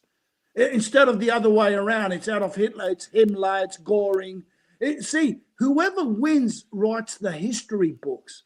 That's how the world runs. And yes, of course, the Germans now would have had 100 years later, they would have had a beautiful empire. It would have been full of just the same type of people, Europeans. There wouldn't have been a need for immigrants to come to Europe because you know why? They would have taken the factories to the third world. They would have said to the Indians, the Afghans, the Iraqis, the Guatemalans, the Cubans, the Mexicans, no, you don't need to come to us. We're going to bring the factories to you and you work there for us. No need for you to come over the border and you know, defile our women and rape our women and steal from us. We'll give you just enough. We're not going to pay you super well, but just enough for you to stay home and eat and sleep and work. It would have been that type of system. But you know what? They would have said, oh, what a paradise Europe is. You know what I mean? And the history books would have been written how great this empire is. It's all a matter of how the perceptions are. Whoever wins writes the books, writes the narrative. Yeah. But because the Germans lost, this is a school of thought. I'm not agreeing with it. What happens? This type of capitalist system, you need people to fill the bottom of the pyramid, to keep the fire. It's like a fire like an engine, you know, a locomotive. Someone's got to keep shoving the coal in. And the people who shove the coal to keep the people inside living the good life, which were the Europeans, to have a high standard of living, you've got to have the third world immigrants because they ran out of what we call low-class European immigrants, because they left and went to America. The Italians, the Greeks, the Serbians, whatever, or you know, they all went to America for a better life. And all of a sudden, Italy, France, Greece, Poland, they've got no one to do the farm work, to do the factory work, to work in Fiat or to work in BMW, to work in France's. The Europeans are living like Americans. Yeah. They don't want to do the work. Exactly, because this is how the elite. So what did they started to do? The Germans had to fill them up with Turkish immigrants, millions of them, Kurdish, to work in BMW or to work in other factories that make, you know, steel. Same with Italy. There's no more Sicilians doing the olive picking, the tomato farming. Yes, they are. There's no Italians from Sicily working in Fiat. When I buy olive oil from fucking Sicily, you best believe a Sicilian picked those fucking olives and squoze them. Yeah. So what does Italy have to do to fill up to make a Ferrari factory or Fiat or whatever other brand? What other cars do they make? Mainly it's under the Fiat umbrella. They have to bring in Moroccans. They have to bring in Algerians, Iraqis, Afghanis. And that's why Europe is full of these people, Africans from sub-Saharan Africa. They've got to do the shit job. Same in Australia. We need to keep bringing these Bond-Funk and Dwayne. We've got to keep shoveling coal into the engine to keep it running. For the top half to have a good standard of living, because you can't do it with your same racial group. You've run out of them. Europeans, the cold hard facts, European women and American white women, they don't want to have more than 2 babies or 3 at the most. They don't want to have 6 like Muslim mothers do, 7, 8, 9, 10 kids, like they used to do in Europe 100 years ago. So you've got to keep filling in with third world immigrants, this big locomotive that breathes fire to keep the economic system going. Otherwise, if you don't, slowly the locomotive stops running. There's no coal, which means the economic system starts collapsing. It becomes like a massive Detroit. This is a good synopsis, a good example. Can you imagine all of America becomes a Detroit because you're not bringing in new immigrants to keep the fires going and all That's these not gonna industry. happen. It's not going to happen. It's going to happen when you got fucking Democrat AOC as fucking president. That's what it's going to look like, Detroit. All right, people are going to flee. All right, we got nothing. There's nothing wrong with our population right now. We got too many fucking people here. All right. Yeah, because it's all because you got the 15 or 20 million Hispanics that are doing the working in pizzerias. They're working in pizzerias. They're sweeping the floors. They're doing the carpentry in the building industry. They're doing all these little jobs, just like, and they're the latest ones that are doing your low-paid jobs. Just like America, when it started on its road, was working for free, wasn't even paying anything on the back of the African-American Negro. He started, from one end to the other, in the spaces, let's say there's 300 years in between, but that's how you started. You've got a leg up on the European countries of 300 years ago. That's how you became first. They were looking back at you and saying, look how quickly this little colony has grown. Because you know why? Yous were producing on massive, giant farms called country estates in Mississippi, in New Orleans, in Texas, on the back of the African-American Negro, while in European, he couldn't have that advantage because his kingdom would fall if you started treating Europeans as slaves, you see? So you had an unfair advantage over the super rich in Europe compared to the super rich in America. And what did you do with the big money these estates were making here in Mississippi? All of a sudden, you had money to put in inventions. The British inventor of the train, the locomotive, all of a sudden in America, they started to spread, you had big land to spread the tracks. Who was funding that? They became billionaires. JP Morgan and all these people. That's how he became super rich. JP Morgan, because he was funding the railroad industry, the tracks going from east to west. And all these rest that later had money to fund inventions like Carnegie, Thomas Edison, Alexander Graham Bell, all these inventions because of the money that came on the free labor on the black African Negroes' backs, on those agricultural estates, tobacco estates, sugarcane estates, corn estates, cotton estates. All this was for free. You didn't pay labor. All you did was feed them. You fed them slops, little leftover slop of. Yeah, let's just focus on that. You had an unfair advantage on the Europeans. But anyway. What about fucking Australia? Who's doing the hard labor out there, huh? Did you forget what I said to you? We had the British were smart. They did the same, but they did it on the prisoners' backs. They emptied the English jails, and it was called the convicts, and they shipped them over.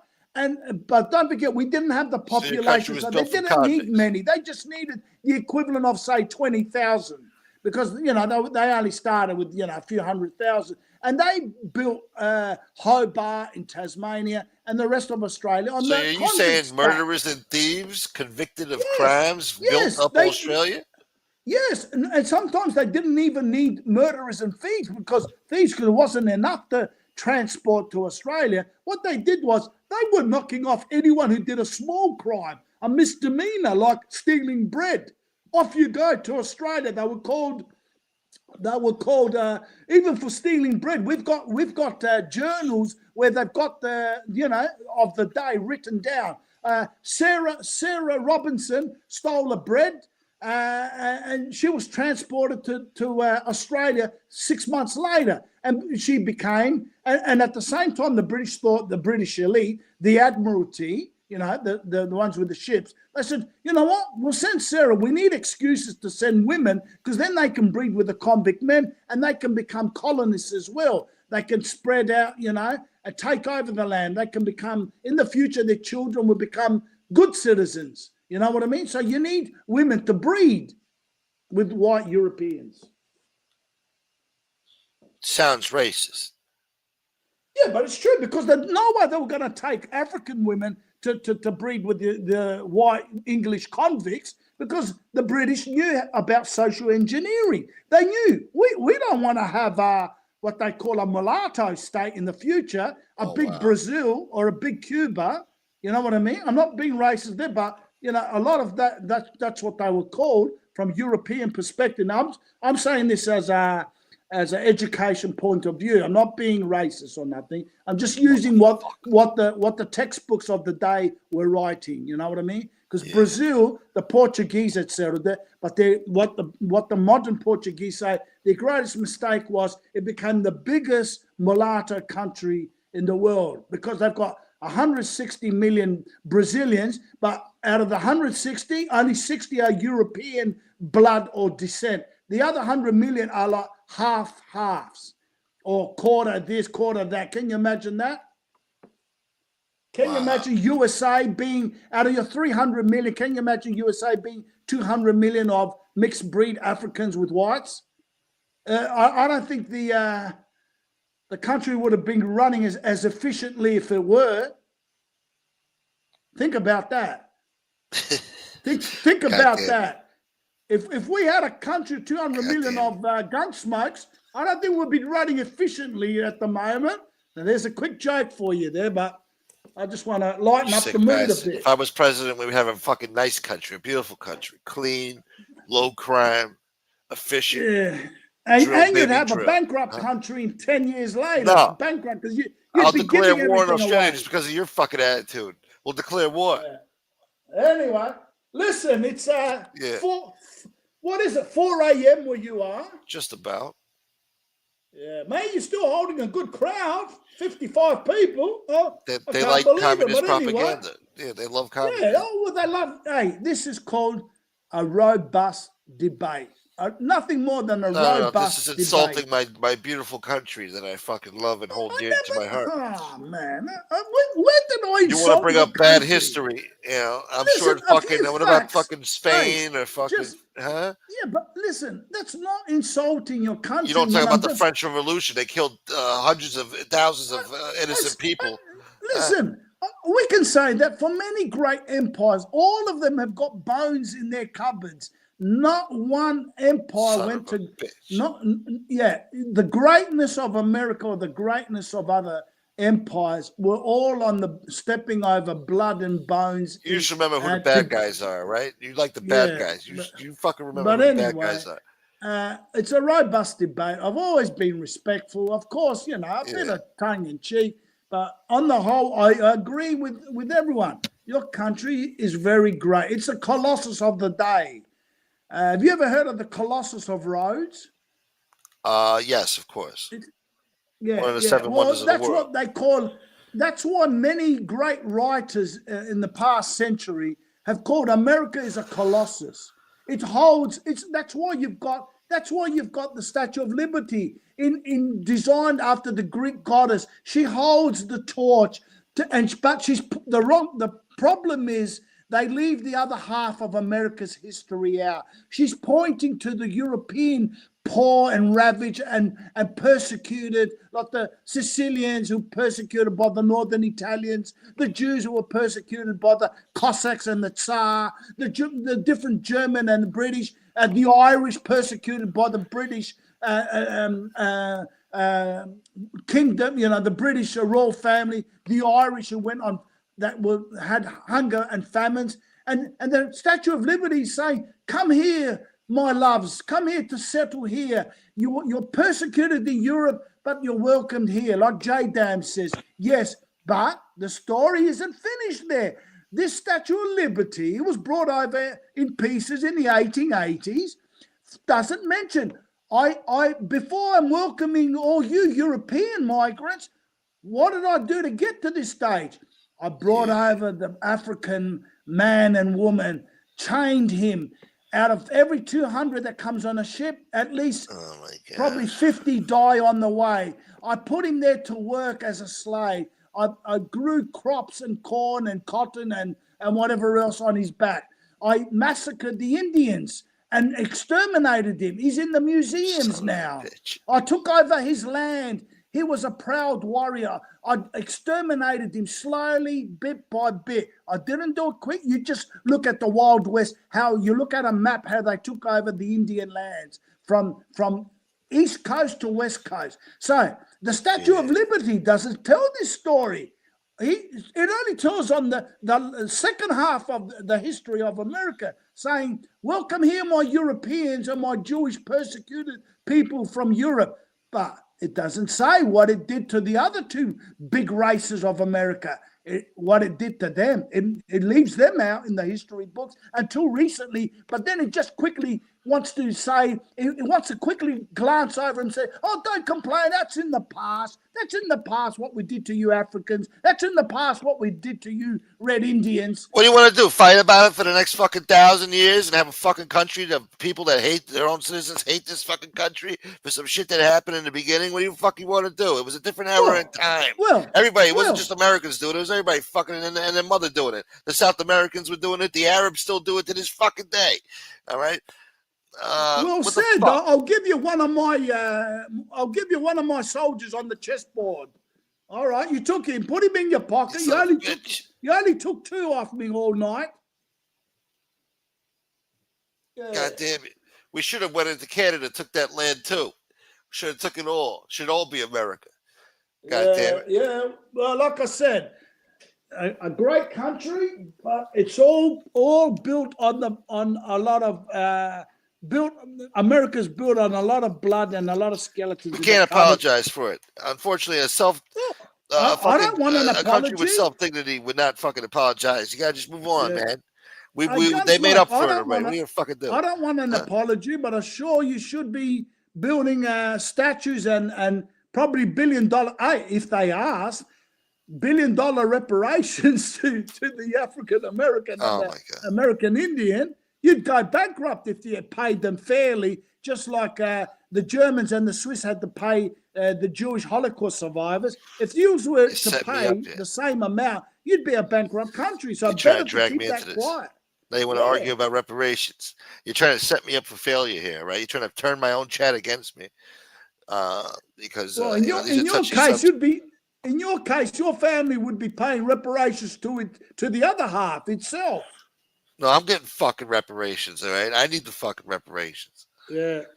Anyway, Gunsmoke, God bless you. You still got 60. You're holding. Yes, I'll let you go. My throat's tired. Hey, I disagree with Santini. See how I said Santini. That's why he blocks you when you keep bringing up a smoker's habit. That's the worst thing. You can make an enemy. Let people do what they want when it comes to drink and cigarettes. That's their choice. Don't lecture them because it just annoys them. But I disagree with Santini when he said you're huffing and puffing. I haven't seen the video. Is it still up? No. Is it still up? Probably not. The beach one. Did you go overnight when I was sleeping? You're probably sleeping, yeah. Yeah, of course I was. I mean, but I disagree with Santini because I don't think so. You'd be huffing and puffing. You know what? And if you were, it's because you're swimming. And like you said, exactly like you replied. I think you have, because if you were, you wouldn't be able to do shows every night talking. I've never heard you huff and puff in all your shows every night. Never. So I disagree with him there. Yeah, good. Plus you're young still. You're young. Try really. And quit before you're 45 or 47. Yeah. I quit when I was 40. I was 42 actually. Yeah. I'll probably quit in my 40s. Yeah. Yeah, by 45. If you pass the 50s, then you got issues. I think 55 is the cutoff point. If you pass 55, don't quit because it's quicker. You'll get sick if you quit because by then your body is soaked into nicotine. You need it to function. So yeah. Yeah, but anyway. You need it, yeah. Yeah, no, Get because sick it happened out to of my uncle. Happened to an uncle of mine. He was 60. He said, "Oh, when I get to 60, I'll quit." He was dead 9 months later. Yeah, once you And quit, my that's when the other problems start. uncle, listen, and my other uncle who's his brother, they were brothers. These are my dad's brothers. There was 5 brothers. The other uncle who was smoking even more than the one who quit, he went up to 82 years old as a smoker. You see? He went up to 80 because he never quit. His body was too acclimatized, but he still got to 82.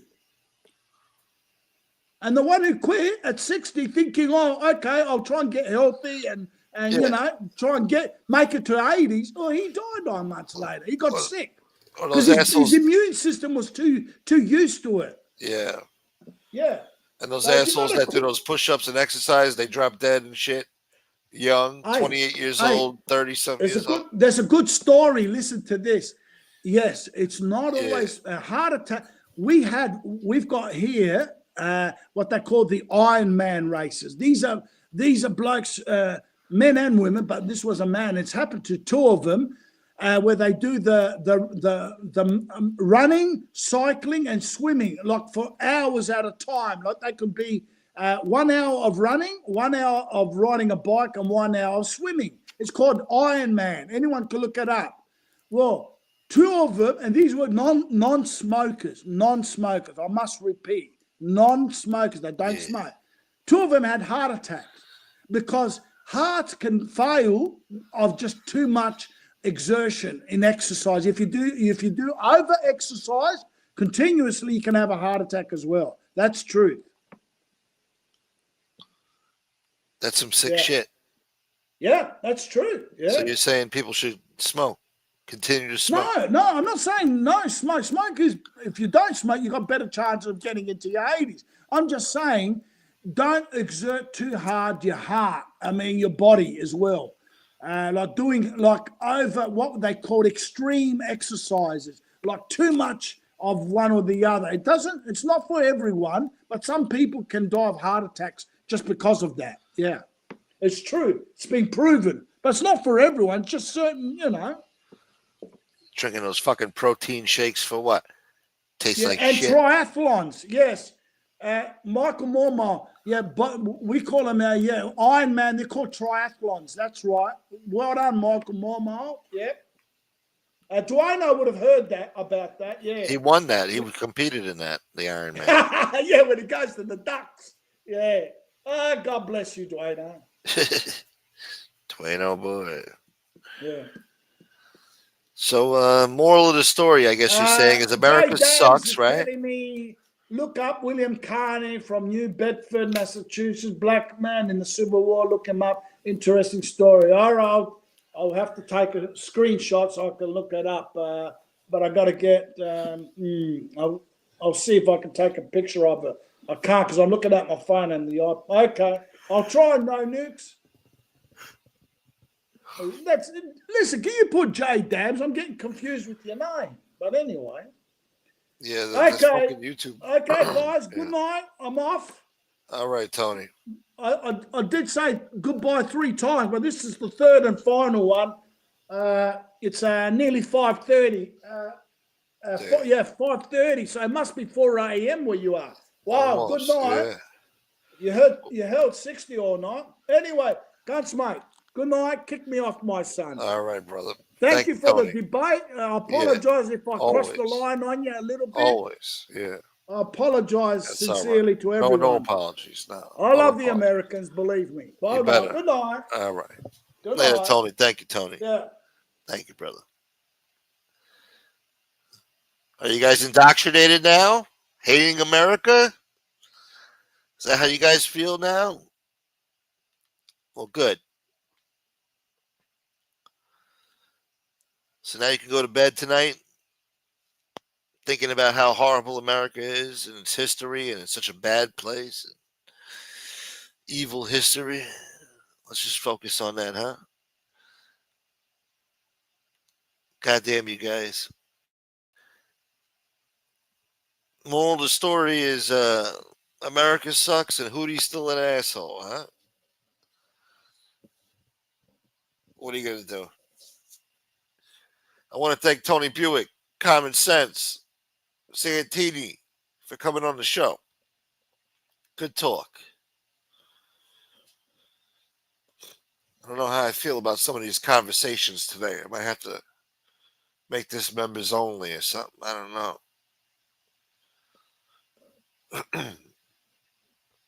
God damn it.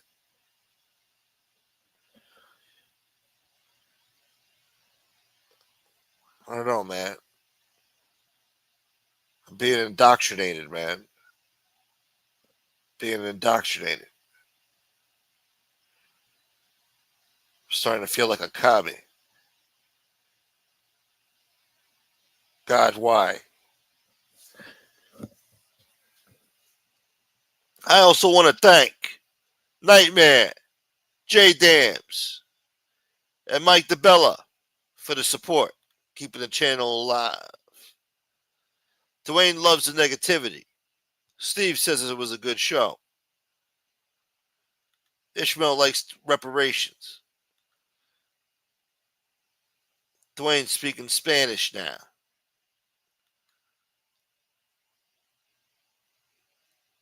Tony, when you come to America, J Dams will take you to an Indian casino. Yeah, you can tell the lady at blackjack, you can tell the blackjack dealer how much you fucking hate America and its history. And the horrible things they did to the blackjack dealers' peoples.